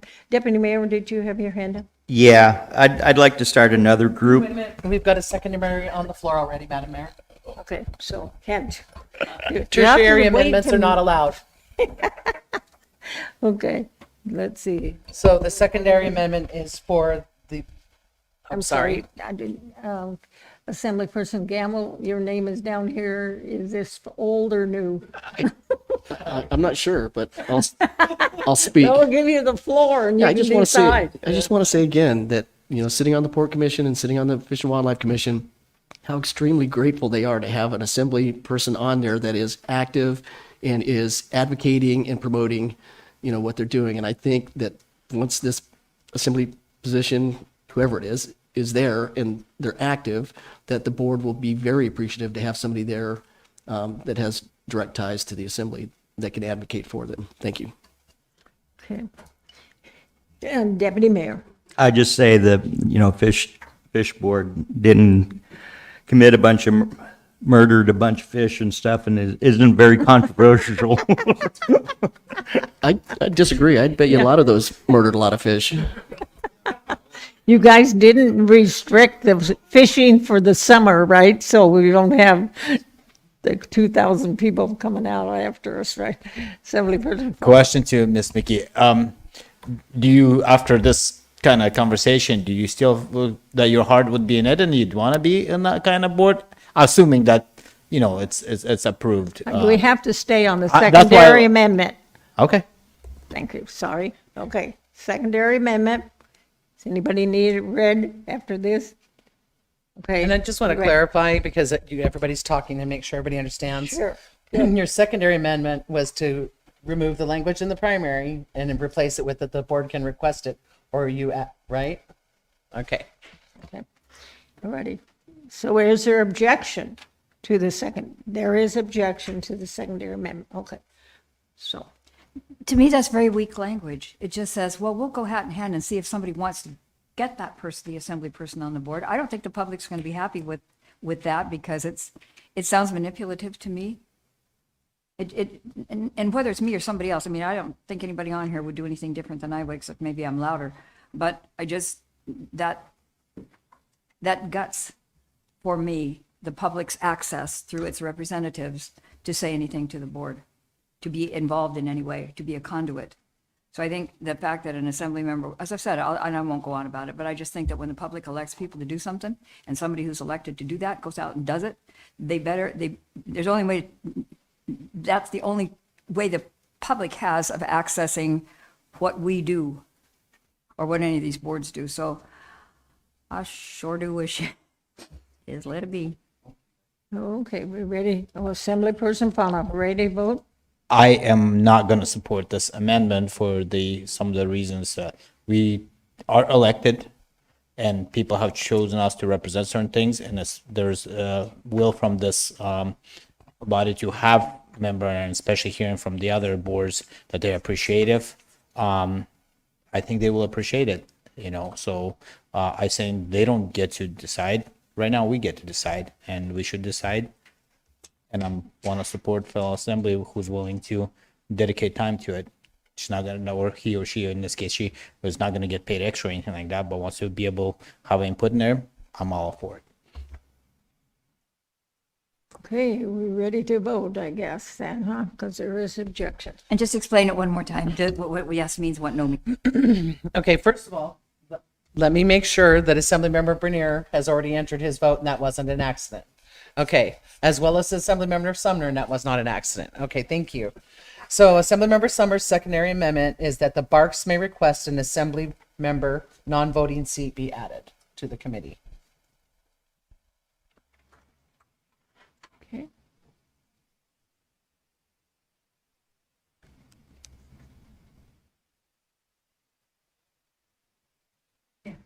Madam Mayor, it failed with Assemblymember Sumner in support. Okay. Okay. So we're back to the primary amendment, or Assemblyperson Bowles. Thank you, Madam Mayor. So looking at the Animal Care and Regulation Board Directory, I don't see a position for a kennel owner. I don't know if there's appetite on the dais right now to add an amendment to add that. That wouldn't be Nope. germane to adding to the Animal Care Board because that's not before you. Okay, all right. Yeah, and the Animal Control Board is, in my opinion, is completely different than the board we're talking about tonight. I mean, they handle things completely different situation, so. So Deputy Mayor, I think you wanted to do Yeah, a third. you know, if But we now just- do you want to do a primary, since we're back to allowing primary, I was secondary gonna say, if we amendments? vote this down, then we could start another group. We'll call it pause. It'll be personal assembly, working study, and we can all be on it. Yeah, we could just make it a board of the assembly, right? So. The primary motion is on the floor to add the non-voting Assembly member seat. Okay, I thought we already voted on that. No, no, secondary. This is the main amendment. We just voted on the secondary that the Barks may request that it be added. 6-1. There was another secondary, there was a call for the question, and before that, we have not voted on the primary amendment yet to Right. add a non-voting Assembly member seat. Assemblyperson Sumner. Just point of clarification, but the first secondary amendment did pass, so this seat would only be added after their results were given to us. So it would be a very vote. Right now, I just want to point out that anyone that votes yes for this primary amendment, it's a pointless amendment since the seat will only be added after they're done with their job. Right? That's now. not true. That's how yes, that is true. It's how the secondary amendment is written. It's after they give the report back, right? I think it's after the internal report is done. Oh, I misunderstood them. The secondary that passed was, yes, confirm the Assembly after the report is received, should the mayor choose to appoint an Assembly member to Barks. That does not negate the requirement to vote on the primary amendment. Yeah, which report? Because my understanding was it was the report from Barks to the Assembly. No. I guess it's the internal report to Barks. Okay. Alrighty. So now ready we'll to be vote? voting on the primary as amended by the secondary. No clue. Okay. Are you for it? It's what? It adds the seat after this report. The investigation. I suppose that's better than.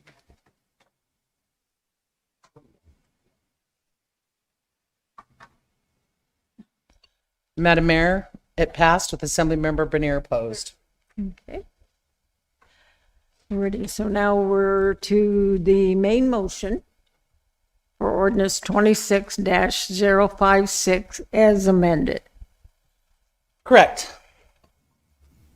Okay, is there any discussion on that? Are we ready to vote? Is there any objection? Okay, I don't see any objection, so the legislation passes. And are we ready for a break, or do you want to go to something else? Okay, we want a break. Okay, so why don't we come back at 8:15?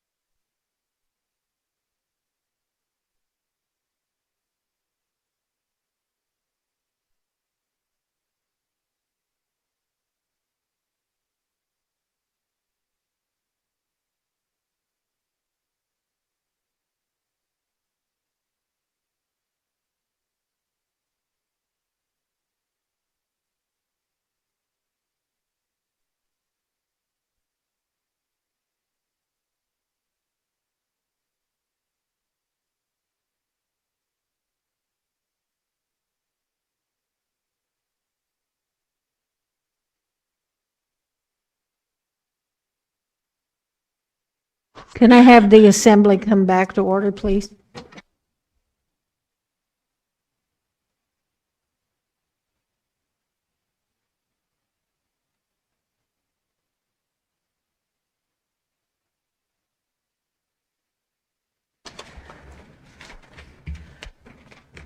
Okay, I think we passed Marks, right? So we're now at the second audience participation. Doesn't look like we have a sign-in sheet. Yeah, come up.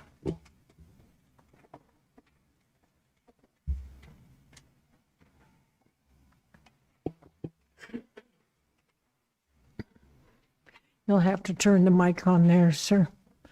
There you go. Okay. Madam Mayor, Assembly, this is Dana Raffanello. I'd like to talk about the property tax / sales tax. Stephanie Nauer presented one today and no one gave her a chance to talk it through. When the first one came out, they said they wanted to start a discussion. I've seen no discussion yet on the sales tax / property tax. Stephanie Nauer's had a good way to do that. I think that we did some disservice here tonight by not forwarding her proposal, her ordinance on through. I think maybe you guys should reconsider that and look at her proposal, Vice 26032, or maybe combine them into one, because you're fixing to throw away your tax authority if we go by 26032. Thank you. Thank you. Anyone else? Do we have anybody online, sir? We do not? Okay. I'll go ahead and close audience participation, and we are now to the consent agenda. I think we did have some, or one item pulled, but is anybody else from the assembly interested? Yes, Assembly Person Nauer. Madam Mayor, I'd like to pull RS 26-050, just because I'd like to get some more information on what's going on there with the driveway and the water. Okay. So, did you get that, madam? Yes. Okay. Any other things that anybody wants to pull from the consent agenda? Okay. Alrighty, so Madam Clerk, go ahead. Thank you, Madam Mayor. Resolution 26034, a resolution to waive the $500 application fee for the nonprofit Wassilikinnick Historical Society and to inform the Assembly of the borough's intent to enter into a new management agreement for a 5-year term to use and manage borough-owned land and buildings, including the Kinnick Museum and Bjorn Cabin, located within Section 24, Township 16 North, Range 3 West. Resolution 26041, a resolution waiving all application and land use permit fees for the Alaska State Department of Fish and Game's use of borough land for resource monitoring and management activities. AM 26050, approval of an extension of the final completion date to June 30th, 2027 for contract number 22090PA with CRW Engineering Group LLC for the Texel Drive Extension Upgrade and Pathway Project. AM 26055, approval of change order number 3 for contract number 22055P with Stantec Consulting Services Incorporated for the Selden Extension Phase 2 right-of-way acquisition map completion to extend the contract to June 30th, 2027. AM 26056, approving the fiscal year 2027 payment to the City of Palmer in the amount of $1,395,571.64 for the fire services agreement. AM 26057, acceptance of late filed and retroactive senior citizen and disabled veteran tax exemption applications for the period of March and April 2026. AM 26058, approval of contract amendment number 2 for contract number 26017C with Wolf Architecture, Inc. for American Charter Academy Construction Administration Services to add $25,541 for additional design services related to the on-site traffic improvements. AM 26059, award of bid number 26-127B to Granite Construction Company in the amount of $1,527,531.50 to construct the compost and tire area improvements at the central landfill. AM 26060, approval of contract extension for contract number 24060P with Respect, Inc., adding $9,920 for continued construction administration services to design central landfill entrance improvements Phase 1 and extending the contract completion date to June 30th, 2026. AM 26061, approval of change order number 3 for the E91 and dispatch services agreement number 16-100P, increasing the annual cost by $569,600 in fiscal year 2027 for 2 additional dispatchers and 2 additional call takers. AM 26062, authorizing a purchase from Furno and the amount of $868,372.76 of Power X2 ambulance stretcher platforms with Pro F1 mounting systems. AM 26063, award of bid number 26167C to Braun Northwest Inc. and the anticipated cost not to exceed $506,000 to remount and refurbish 2 ambulances.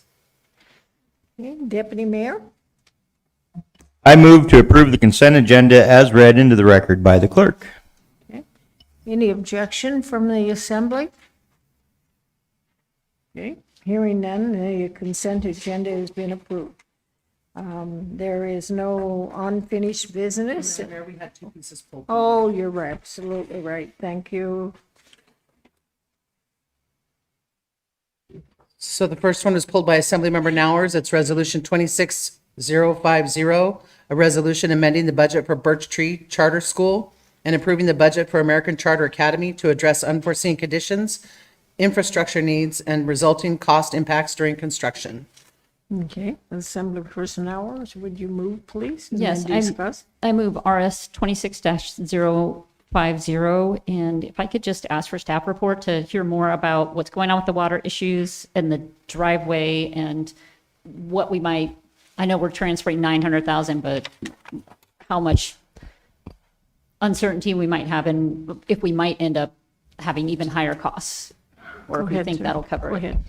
Through the mayor, Tom Adams, Public Works Director, Ms. Nauer. So I think a lot of it's explained in the IM, but specifically there are 2 larger issues that have come up during construction of American Charter School. And specifically, it's the water issue. Once the water was drilled and tested, the sample came up very high on manganese. In fact, it was like 400 plus parts per million, and the threshold to stay under is 50. So you can, very big difference. In order to put a water treatment facility on site, first of all, it's cost prohibitive at this moment. And then also it would come with some testing and oversight requirements that require certification that the school district maintenance does not currently have. So that is an ongoing discussion we have. The plan right now is to put a cistern on site and import water for potable supply. And then with respect to the site, the access to the site is through a driveway at Church Road, which is a state facility. So of course we have to submit for a driveway permit. And then once we submit for a driveway permit, they require a traffic study, and our traffic study is on the threshold of requiring channelization for entering traffic. So we just recently resubmitted our response, our full TIA and our response to their questions to DOT. We're hoping to get a response here in the next few weeks. There are some mitigation measures that we're proposing to take that don't necessarily require us widening Church Road and putting a turn lane in. Things like flashing radar sign or speed limit signs, and or perhaps considering putting 4-way stop at Selden Church. So those methods would be much less cost intensive and could perhaps achieve, basically make us below the warrant for channelization because we're controlling speeds. Go ahead, sir. So the water, so is a cistern can that be a long-term solution? If water treatment is cost prohibitive, can a cistern be a long-term solution for a school to handle everything that needs to be handled there water-wise? Well, I think it can be a long-term. It's a matter of how long do you want to endure those costs, all right? So, our initial cost estimate for just, in putting in the cistern is about just under $300,000. And the estimate for an annual cost to import water is about $20,000. So, that continuous cost, how many years do we want to continue paying $20,000 to bring potable water on site? Okay, and then so how much is a water treatment plant if we want to do that? That's a great question, and that I tried to get that answer prior to this meeting, and I don't have that answer for you right now. So I could follow up with the manager and get that information out, but I don't have a number for you. Okay, is it even on the table as far as you're concerned to try to look at a water treatment plant? Or is it just you figure Right. it's going to be so costly, you're better off just sticking? Well, I think we're still in conversation with the school district. Like I said, it's not only the cost component, it's about the continuous operation of it as well, and having certified staff to operate the water treatment facility. Okay. Okay. Yeah, but having the kids drink high manganese is not an option.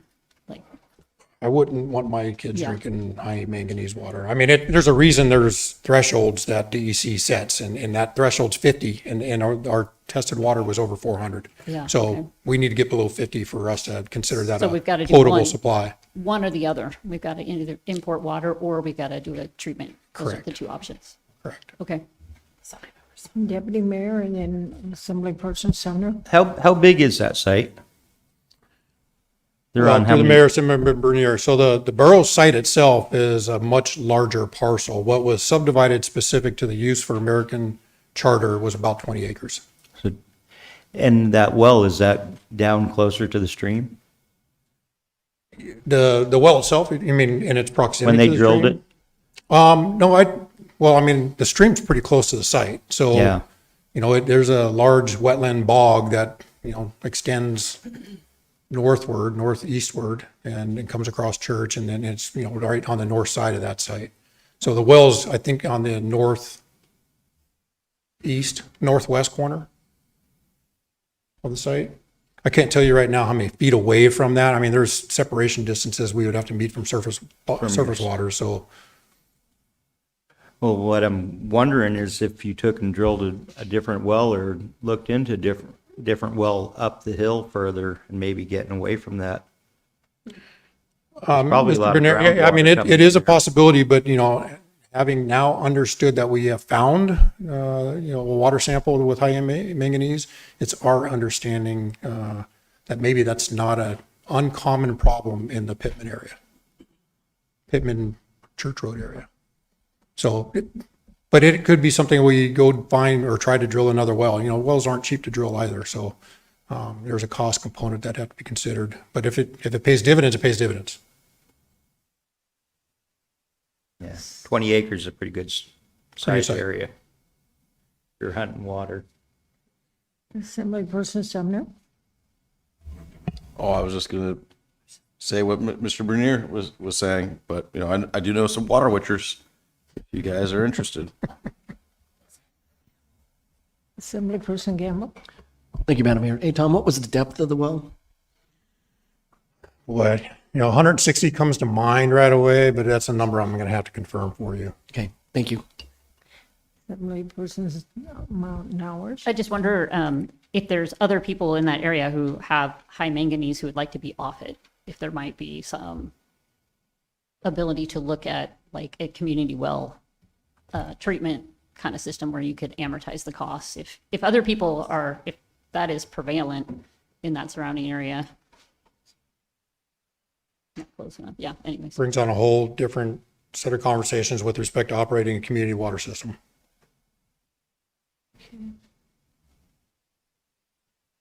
Okay. I think that's it. Thank you, sir.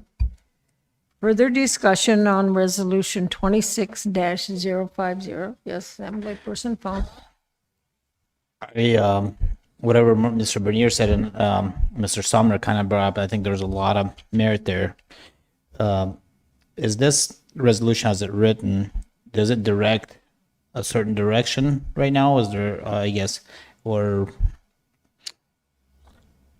I hate to see a super expensive, maybe hundreds of thousands of dollars being spent when maybe another well, it can be drilled. 20 acres is a lot of land to find, and I don't know if there's neighboring lots that not far from there that we could voluntarily ask them to submit a sample of their water and things like that. I mean, it's a problem, but I think before really looking into hauling in or installing a system that, like you said, it'll take qualified people to run it and maintain it. I'm just really hesitant to commit to doing that before we explore every option there on site that is potentially good. And there's different aquifers on the same lot that you could have, certain ones reach water at 40, 50, and the water is not as good. They go to 140, the water is different, so I don't know if it's 50 some dollars per foot right now to drill. It's still, what is it, 60, 65, 70, 65 or so? Yeah. A commercial well is more expensive. Yeah, but with a sanitary plug, yeah. I understand that portion of it, but I'm saying even if the residential well is drilled to a certain, because it's cheaper to see if there is the water that doesn't have that problem, then, commercial well could be expensive. I'm just not thrilled on spending additional money, I guess that's all I'm saying. If I might, through the mayor, Mr. Fonoff. So this resolution does not dictate that we're spending money specifically to go resolve that problem. What we have identified is we've got a budget, I would say budget problem maybe looming. When this project, when it was originally envisioned and then the bond sold, it was for $15.2 million. After the fact, it was when, a previous version of this body, chose to expand the site of the school. And so we had to go spend monies to expand that school that had, gave us less contingency, if you will. And right now we have about $300,000 in contingency left in that budget to complete the school. And as you're well aware, things happening during construction of these types of facilities that we need to be prepared for. Whether or not we absolutely use this money right now to go build a treatment facility or go drill a well, those are all things that are still in active conversation. Purely what we're taking advantage of the fact that, the decision not to build Birch Tree left that design contract with a surplus amount of money that need to be moved around anyhow. And since we see that there could be a potential, we need more money for this project. That's what this legislation does, is just take that money from Birch Tree that's not going to be spent and puts it in this project so that it's available to us when we make those kinds of decisions. Okay, thank you for explaining it like that. Assemblyperson Deputy Mayor? I was going to say, as far as the well, even if it was $200 a foot and you went down 160 feet, that's $32,000 versus how much was a cistern? Through the mayor, Mr. Bernier, so I think last estimate I saw was around $275,000 for the cistern and then about a $20,000 per year cost to operate, maintain. Yeah. I'd get Penn Jersey or E&D out there, and they know the area pretty good. I know Penn Jersey used to have a map, and he knew every depth on water and stuff in different neighborhoods, and they were good. But Gamble. Assemblyperson Gamble. Thank you, Madam Mayor. Hey, Tom, did we have a hydrology report before we drilled here? Oh, we did not, no. Okay. Is that something that we typically do or don't do? Well, it's an interesting conversation. So, let me just say that the process this particular school came about is that the school district designed it and then the borough took it over and put it out for construction. Now, that's not looking to point fingers on anybody. They followed the process that's set out before them in code as far as due diligence. When things like this happen, when you look in the rearview mirror, you wish you would have done different things to consider a site before you got married to construction on that site. Right. And this might be one of those occasions. So, the manager and I have had conversations about, in the future when we have public facilities, although it might cause us to spend money ahead of time, sometimes that money is well spent when it keeps you from de-risking, development on a site that you might choose to go elsewhere. Right. So, long way of answering the fact that no, we did not have a hydrology study. No, one was not required. It's not in our process, but yes, perhaps in the future, we might consider, for instance, Birch Tree, right? On the heels of this particular project, even though we were in the design process, not the site selection, because that site had already been selected. We chose early in the process to go drill wells to make sure we had yield and we had water quality. Right. To be sure that, we didn't, it wasn't too late to turn around if we found out that those were issues we could not overcome without significant cost. Okay. And taking off on what Assemblymember Bernier said, I just got a text from somebody who's knowledgeable about the area and said that Penn Jersey does have data in that area. And there is artesian water like 280 feet down they've hit an artesian well down there. So maybe if we go deeper, that may be a possibility instead of completely relocating or going to a cistern system. Just laying that out there. Thank you. Yeah, thank you. Further discussion? Questions for staff? Okay, thank you. Is there objection to Resolution 26-050? No objection, then it passes. Do we have another one? Yes, ma'am, Madam Mayor. We have Resolution 26051, a resolution encouraging property maintenance, community cleanliness, and the preservation of individual freedom of choice regarding the use of outdoor yard power tools, including leaf blowers. It's sponsored by Assemblymember Sumner, and it was pulled by Assemblymember Bowles. Okay, Assemblyperson Bowles, you pulled? Thank you, Madam Mayor. I move RS 26-051, and I'm curious if the bill sponsor could speak to it. I'd love to, Mr. Bowles. This came about because it's kind of ironic that it's a Public Works Appreciation Week, because this came about because Anchorage Public Works made a post about how the Anchorage Assembly actually passed a code, an ordinance or a code that made it using leaf blowers to sweep parking lots illegal. And as you can imagine, there were a lot of upset people about that. Speaking to the attorney, well, first of all, I'm really glad that we've never outlawed leaf blowers in the Matsu Borough. You know, I had to check that. We haven't. And apparently we can't make things extra legal. They can just be legal or not legal. But if I could do the exact opposite of Anchorage Assembly on this one, I would. This is the closest thing we can do to the exact opposite of what the Anchorage Assembly did. So, yeah, this is just reminding people that we did not outlaw leaf blowers, and you are free to use leaf blowers to clean your yard if you so see fit. Okay. Assemblyperson Gamble? I'd like to thank you for bringing this resolution forward, and I'd like to say that there are more than just outdoor uses for leaf blowers. I have a proud front house with high ceilings and lights along and a ceiling fan, and I use my leaf blower to dust. So just wanted to share that. Assemblyperson Howard? Don't want to spend much time on this, but did they actually outlaw leaf blowers? Or I thought they said if you blow a bunch of dust, we might fine you for an air violation. Not that I want to get into the... My understanding is that the use of a gasoline-powered leaf blower to sweep is illegal in Anchorage, but I could be wrong. But there was actually a newspaper article yesterday about it, or two days ago, so you can read it That's in the what I ADN. read that made it sound like it was actually just outline if you spewed a bunch of dust and had an air violation. But whatever, I am for the use of leaf blowers. Use them safely, Miss Brenda. And that's enough. Yeah. Assemblyperson Bowles? I'll just add to what Assemblymember Gamble said, but they also are very useful in the wintertime to remove snow. All for Is there any objection to passing RS 26-051? Okay, hearing no objection, then it has passed. So we have some unfinished business. Is that when we want to do it? No, ma'am. Okay. It's after your veto announcement if Assemblymember McKee still wants to move that motion. Okay, so there's no unfinished business, and I'm not doing any vetoes on the budget. And so at this time, then I recognize Assemblyperson McKee.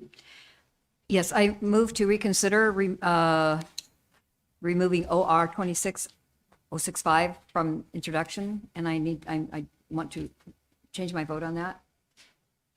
You want And the to reason that speak I to do, I've said it to Stephanie and I've said it to other folks, and anybody out in the public who listens to Stephanie understands that she is very, I think whatever her major concerns and her major value to people is that she wants the people to be heard.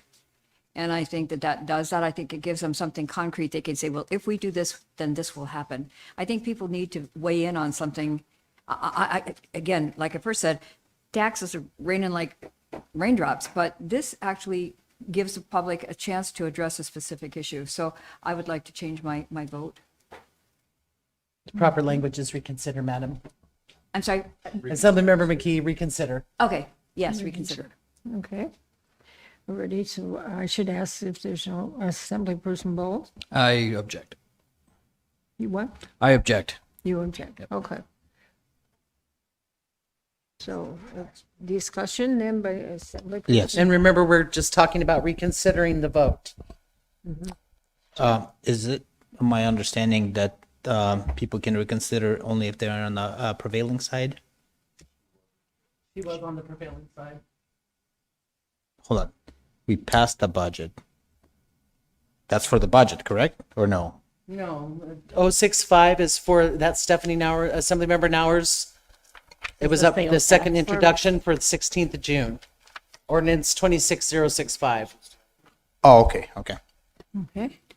Assemblyperson. Thank you. now. I just want to say I really appreciate that, that Ms. McKee is willing to take another look at this. I think it's really important to have public input, and this is just another idea on the table. I've heard loud and clear that people want lower property taxes, and this is one way to get there, that it just gives people ideas, and I think it could generate ideas from the public that would be good for us. So I just appreciate the courtesy of having it out there and being able to discuss it on the 16th. Perhaps we don't move it forward, but it's just part of the public process, as Ms. McKee said. So I'd like to keep this on the agenda and give a chance for the public to weigh in, because they've told us loud and clear they want lower property taxes. How can we come up with something that works for them to do that?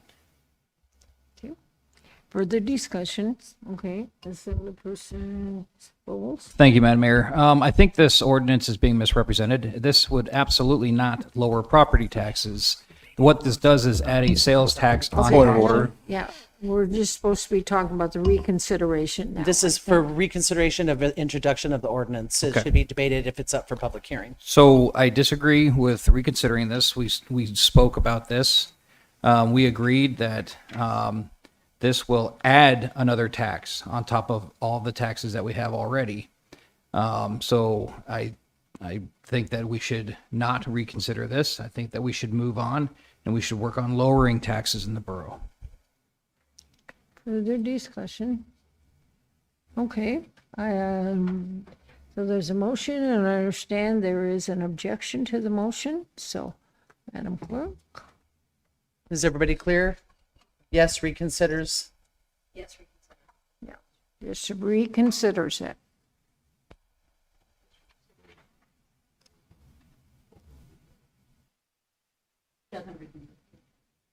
Okay, so pass. Madam Mayor, it passed with Assemblymembers Fawnov, Sumner, and Bowles opposed. Oh, no, you're correct. Excuse me, I apologize. It's been a really long day and a very busy meeting.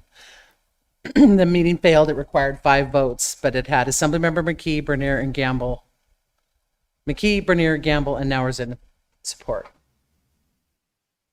Okay, so, well, so it fails.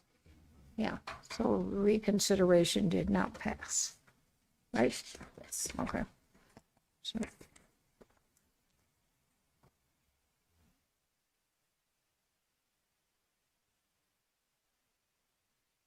Ready for introduction? Introductions now. Yeah, we're ready for new business. Madam Clerk, would you Thank please you, Madam read them Mayor. to- For introduction on June 2nd, OR 26021, Ordinance 26054 with the company resolution 26044, Ordinance 26055 with the company resolution 26045, Ordinance 26057 with the company resolution 26046, Ordinance 26060 with the company resolution 26047, Ordinance 2601, Ordinance 2602, Ordinance 2603, and the company resolution 26048, and Ordinance 2604. That was it. The last one was the one that was removed. Right, and the next one, so okay. Deputy Mayor? Hang on a second. Oh, We I'm got sorry. a motion over here. Okay, We have to move the motion first, and then you can divide it. okay. Deputy Mayor? I move to introduce the legislation as read into the record by the clerk and set the public hearing for June 2nd, 2026 and June 16th, 2026 respectively. And just to clarify, I'm sorry, Assemblymember Bernier, you guys pulled that one off the agenda that was up for the 16th. I should have changed your motion for you. So all the second? Just a second. There's no public hearing on the 16th. Move to set the public hearings for June 2nd, 2026. Okay, great, thank you. Discussion, Assemblyperson Gamble.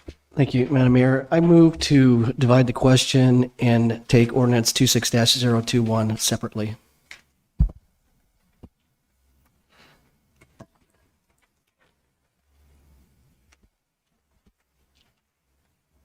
Okay, we'll vote on dividing the question from first, Madam Mayor. Okay, Did everybody hear the motion? yep, you're dividing the Everybody go ahead question. and vote. Madam Mayor, it passed with Assembly members Faunov, Sumner, and Bernier opposed. And please let me just capture this. Thank you for your patience.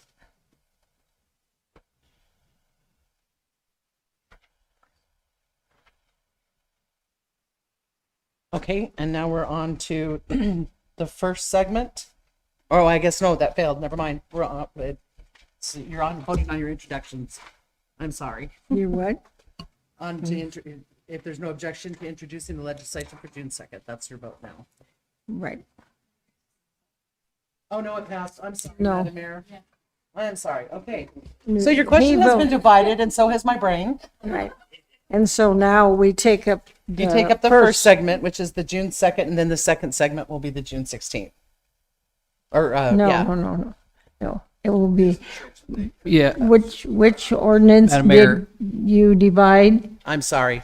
He is correct. He has not announced a date yet, and I apologize. Okay. So what did you divide, sir? I ask that ordinance 26-021 be taken up separately from the rest of the Okay. introductions. Okay, and we Do you want me to haven't speak to voted it on now? that. So then we'll vote on all the, you divide the question is the first thing you do. He divided the question. So the first segment will be voting on And then introducing the June June 2nd, all the rest of them. And then the second segment will be voting for the introduction of 26021. Right, whatever he says about it. Right. Yeah, okay. So the first motion that's before you is to set everything else to the 2nd of June for a public hearing. Okay, everybody okay? Is there any objection to that? Okay, so everything else except for 21 then has been set for the 2nd of June. Assemblyperson Gamble, now do you want to move this and then we can discuss it separately? Thank you, Madam Mayor. I move ordinance 26-021. Okay. Do you want to speak to it, sir?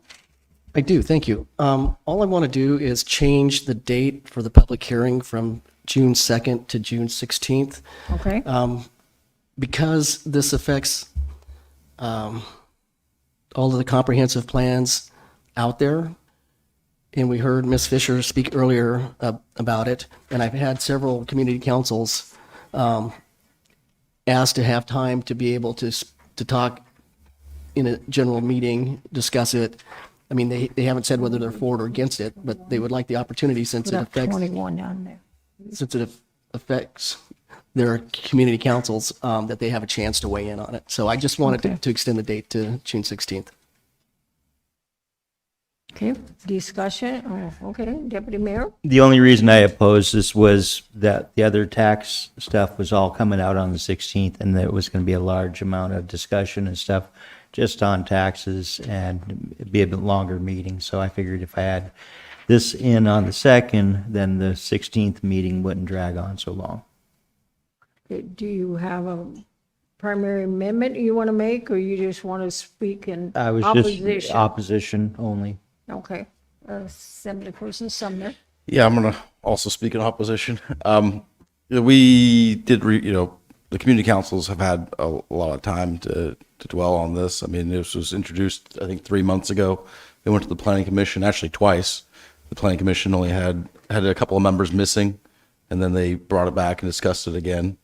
And then it came to us, and now we're introducing it for, as the normal route of ordinances for the next meeting. So I would agree with Mr. Bernier that we should probably not stack. This pertains to gravel. A lot of people like to speak about gravel. A lot of people like to speak about taxes. If we stack this on top of the June 16th meeting, I think we're going to be here all night long. Okay, all right. Anyway, Assemblyperson Bowles, go ahead. Thank you, Madam Mayor, and I appreciate Assemblyman Gamble, moving this, discuss this. Just looking at my calendar and representing District 1, I've got 2 community council meetings between now and then, and I know one of them is very supportive of gravel. The other one I have time before then to attend that meeting and get a feel. So I'm supportive of the 2nd of June for District 1. So. Okay, further discussion? Okay, I think there is objection. So, Madam Clerk? So is this objection to the amendment or objection to introduction?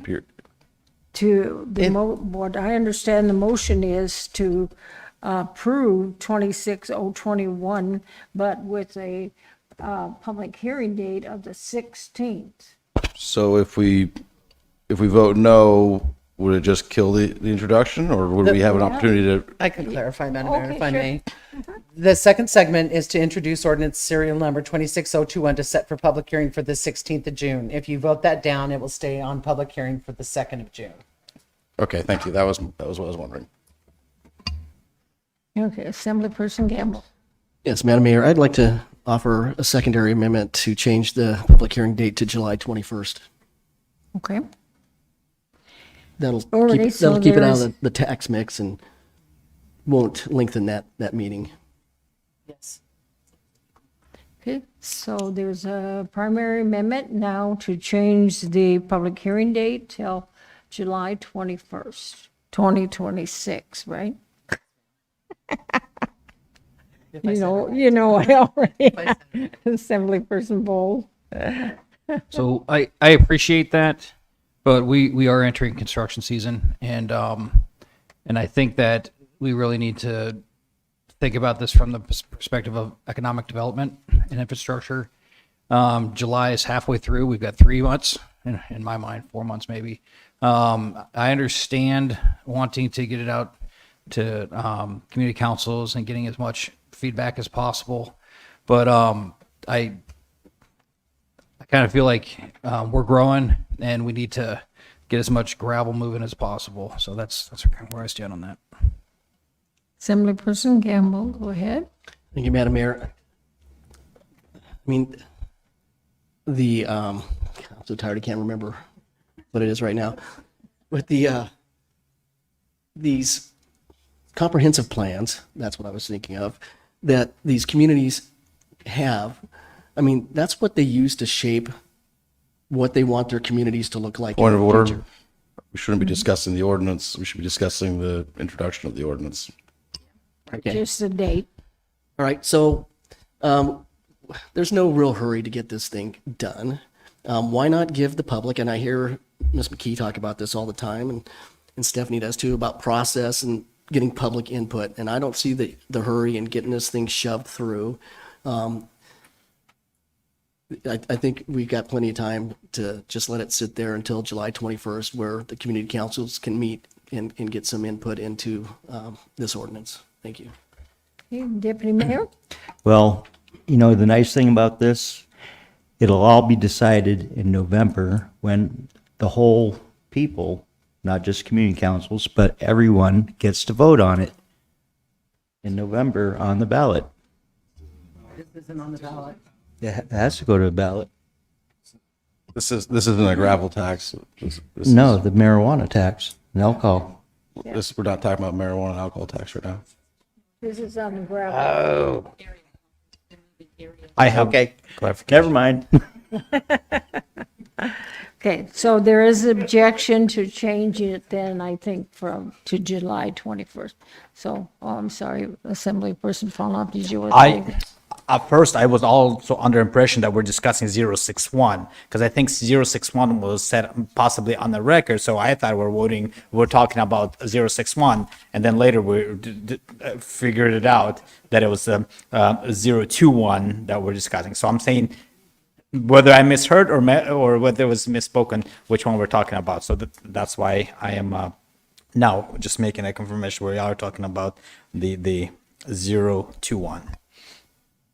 Okay, so we have an objection, so. Just to clarify, everybody that's already entered their votes, you're sticking with what you've entered? All right, and then we just need Assemblymember Bowles to vote, please. So just to clarify, a no does not change the date to July. No. Right now, the just- secondary amendment is to strike June 16th, which was in the primary. Yep. Excuse me. To strike June 16th and insert 7/21. Okay. So it'll only change the date.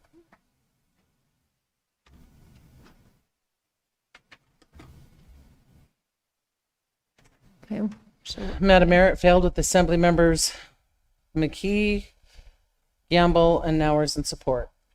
okay. So now we're back to Voting on 616. 616. Madam Mayor, could I offer an amendment to change the introduction date to 6/2? If you just vote down to 616, it'll be at 6/2. Yeah. Why wouldn't it? 616 wasn't passed. Because it's being introduced as a referral date to 6/16. If it fails, it just isn't introduced at all. Okay, let me clarify. The vote we just took was to strike 616 and insert 721. So the motion before that was to introduce ordinance 26021 and set the public hearing for June 16th. Correct. So if it fails, then it's just not introduced. If we wanted to introduce it for 6/2, we would need to make this amendment. So it would wipe out the whole thing you're saying. No, just introduce it as it was originally written on the agenda, but it has never been moved that way. It has only been moved to be introduced for 6/16. Even though it was originally on the agenda to be under introductions for 6/2, it was never introduced as being. Hold it. You could vote both of them down and make it easier. You could vote down July 21st was voted down. Now it's going to be before you is June 16th. You could vote that down and then it stays on June 2nd. That was the I don't original. believe that, but I don't think that's correct. But Oh, no, because it's procedurally, divided If I question. could jump in, Madam You're Mayor, right. no I motion apologize. was made. It's because it was a divided question. You're correct. I'm just So going to throw I make myself an under the amendment to bus change and this you guys run me to over. the introduction date to June 2nd. Okay, so we have a secondary amendment now to change it to June 2nd. Okay, is there objection to that? So if we pass it to June 2nd, can you move to reconsider an introduction, Can you Madam read- Clerk? I don't see any reason why not. Okay, thank you. Okay, Assembly Person Hours? Oh, I guess my only thought about the 16th is, we changed our election so more people could participate. On the 16th, we'll probably have a lot of people in this room and we'll get the most input on those things. So I think the 16th would be a good time. okay. Is there objection to the secondary amendment to change it back to the public hearing on the 2nd of June? Yes, we do have an objection. Okay. So Madam Clerk, then we're ready to vote? Just waiting for everybody to put in their votes. Just to clarify, a yes vote changes it back to the 2nd. Yeah. Okay. This would, a yes vote would put it back to the I don't know 2nd at this of point. June. because it's- Would put And it then back not- to the 2nd of June. Sorry. And then not dividing the question? Question's already been divided. This is just to set the introduction of ordinance serial number 26021 So they'll just be in For- the same night, but they'll be for just. June 2nd. Yeah. Okay. which was originally, but then it was divided. So then we moved it to the 16th. So now we're going back to the. I see all the votes are entered. Are we ready to go ahead and display them? Everybody ready? Okay. It passed with Assemblymember Nauer's opposed. Okay. Okay, so now ordinance 26-021 comes back to you with a change to reset the public hearing for the 2nd of June, like it was. Yeah. Yeah, like it was originally 15 minutes ago. 20? Is there objection? Assemblyperson Fawn, okay, yes, there is objection. Go ahead. Assemblyperson Fawn, go ahead. No, I guess not necessarily objection, but discussion. If the intent is to, then I guess reconsider when we are already kind of planning for people to come and speak on certain date, which is in this case June 2nd. I only thing I'd want to say is like, let's be considerate to people. If that's the date we're planning to do this, kind of stick to that date. I think we voted on potentially changing the date. So I would hope that we have that on that date so that we give plenty of time for that. And then the following meeting, when we're going to have a lot of tax discussion, we'll need as much time as possible to leave for that meeting for that. So that's all I'm going to say. Madam Mayor, Yeah. and this is a question for Lonnie, but I believe if someone were to file a reconsideration of the introduction, then it would not remove it from the agenda. It would still be on the agenda. It would have the same effect because it would come back up at the next meeting. It would have the same effect as pulling it off of the agenda at that meeting. Yeah, it's my understanding. My brain is fried, so I'm trying to make sure I understood what you said because I felt like I kind of went in a circle with you. So we're voting on the second of segment as amended.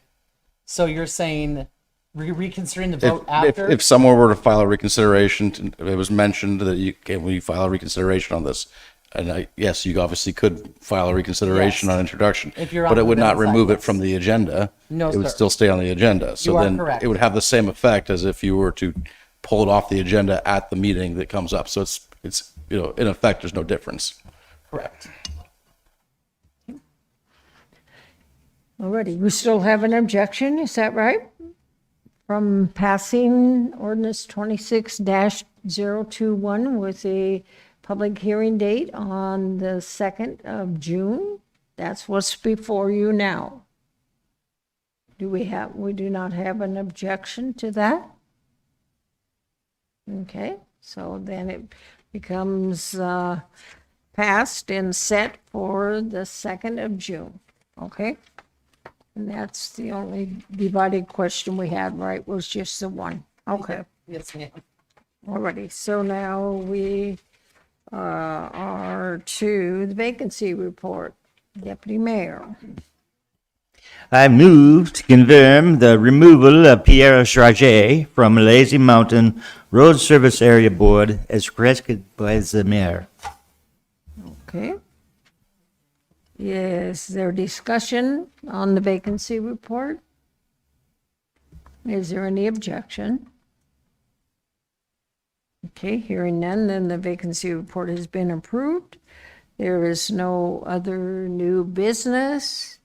There are no referrals.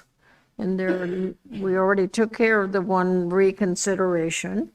And so now we're ready for parting comments. Mr. Attorney. Okay, Assemblyperson McKee, parting comments. Only that I think that all of us up here try our very, very best to represent the people that elected us. And we're contentious sometimes, but that's everybody's desire, and I absolutely know that. Assemblyperson Sumner, parting comments. Yeah, I mean, I just wasn't going to say anything, but I think I will reiterate that we don't always get it right, but we're all trying our hardest to get it right in our own way. And I'm really glad that everyone can use leaf blowers this summer. Deputy Mayor, parting comment. Thank you for everyone coming out. Thank you, Lord. Please bless our valley. Thank you for your grace, your mercy. Please bless our veterans, our first responders. Take care of us all, Lord. Help us to love one another. In Jesus' name, amen. Parting comments, Assemblyperson Nowers. Yeah, a few, the people who came and spoke about Republican Way and were confused where it was on the agenda reminded me of something that I kind of poked at over time, which is the language that we use in our agenda and making things clear and just making it easy for people to figure out if it's a topic they're interested in. And I'll give two examples. The ordinance 26-052, which reclassified the land in Big Lake, all we had to add to that was to say something along the lines to reserve land for a future emergency services facility.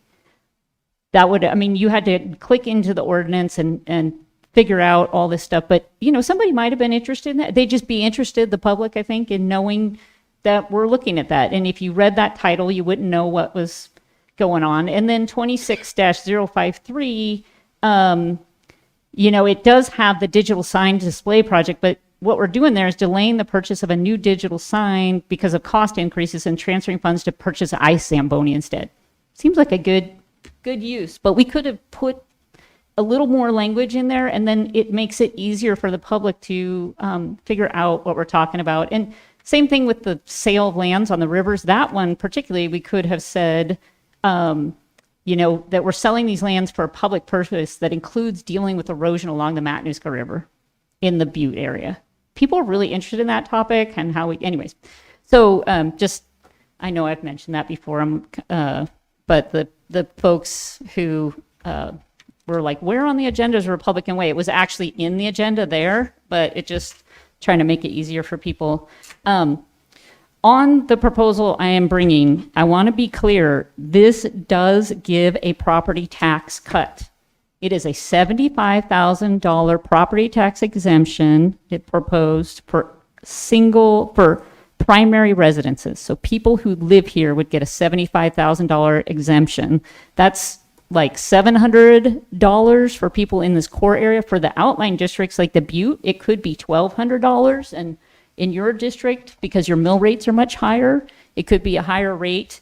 In exchange, to make up the difference, you have a 1.5% sales tax outside the city. So you're not stacking on the cities, and you are capturing some of those outside dollars from people who come visit here and use our infrastructure. So you're reducing the overall tax burden. Mr. Bowles, I came up with this idea because you put your idea forward and really pushed for we need to do something about property taxes. And you wanted input. This is my input to the community in response to yours. Is there another way? And so I feel it's very disrespectful to say that you are open to discussion ideas and then to say you do not even want to have this for discussion. So I think I will be bringing this again. I think we should have it for discussion. The community wants us to do something different with taxes. Here's another idea. It should be the best idea percolates to the surface, and we allow the public to give us input on those. So I'll be bringing it again. I hope I can convince you to allow the discussion that you helped push to start and get that community feedback on it, and then we'll, vote depending on the input we get on it. But it's a really important issue, and it deserves a lot of consideration of how we move this borough forward, and we've been dealing with for a long time.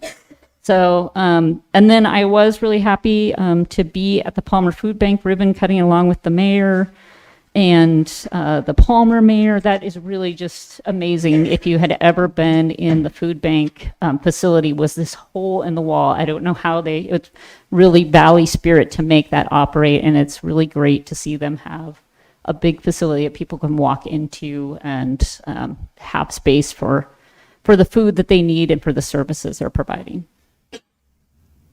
Mr. Manager, parting comments? Madam Clerk, parting comments? Just thank you to the assembly for your patience. You did fine, lady. Assemblyperson Bowles, parting comments? Thank you, Madam Mayor. So, yep, I appreciate your comments, Assemblywoman Nowers, but I 100% disagree. Your ordinance absolutely brings another tax on top of the taxes that we have. It is an obvious attempt to circumvent or kill my tax ordinance. And when I see it again on the agenda, I will also move to remove it again. So what your ordinance does is it masks the raising of our taxes with a $75,000 tax exemption, and knowing that a future assembly can come in here and raise the levy to 10. Knowing that a future assembly can always remove that 10 mill rate cap and raise it to God knows what in the future. So to say that this is an attempt to come up with a solution based off of my request for comments from the public on how to lower taxes, I think is disingenuous. I think it's inaccurate, and I think that it's an attempt to try to get my ballot covered up, or excuse me, my ballot measure covered up on the November election ballot. There is high amount of appetite to remove the area-wide property taxes and bring in a sales tax. If I had it my way, we wouldn't bring in a sales tax, but that's just not realistic. So what my ordinance aims to do is remove a tax, which is the area-wide property tax, and replace it with a sales tax. And at the same time, it puts guardrails and barriers in place that a future assembly cannot bring back an area-wide property tax. And if they try, it immediately gets rid of the sales tax. So there are mechanisms in place to protect the members of the public from double taxation, triple taxation, quadruple taxation. So I just want to make sure that's clear and on the record that your tax ordinance raises taxes and it doubles and it adds another tax. So that being said, District 1, I know there are multiple businesses in District 1 in Sutton, on Kinnick River Road, that make a living moving gravel. And, one thing I ran on is making sure the government doesn't get in the way of you're earning a living, telling you what you can and can't do on your property. And there are a lot of people that want to move gravel from their property to home build sites and other places. And I understand that there may be some communities that don't want that, and that's okay. But a lot of gravel is being moved, and it needs to be moved, and we have it. And I don't think there's anything wrong with us opening up the opportunity for people to make money and for homes to be built. So I think this is a very good thing that's coming before us. So District 1, thank you for putting me in this seat. I am extremely grateful. And if you got any issues with any tax questions, please feel free to reach out. And we'll see you next time. Parting comments, Assemblyperson Gamble? Yes, thank you, Madam Mayor. Well, first of all, people can take gravel off their property right now. There's nothing stopping them. The only thing that this thing changes is the ability for a community to weigh in on during the CUP, conditional use permit process. That's all it does. And all they do is advise. They have a say in it. It's not regulatory. It doesn't force the planning department to do anything. And at least the communities get to say, we don't want our community covered in gravel pits. Whether the planning department agrees with them or not, at least they've had a word in the process. And that's all they're asking for. I mean, they spent years working on these conditional, or on the on their plans. So I just think it's really bad public policy to take people out of the process so that people can make a buck. And the other thing is, I think it's really bad precedence to deny an assembly member the ability to have their legislation at least heard and discussed, whether you agree with it or not. I'd like to hear all of the details and the arguments on any piece of legislation. And I just think it's terrible that you just take somebody's work and flush it down the toilet because you don't like it. Thank you, Madam Mayor. Boarding comments, Assembly Phonos. I will say to respond to last point that you said, for a few years that I've been here, that wasn't the tactics that was used here on this assembly.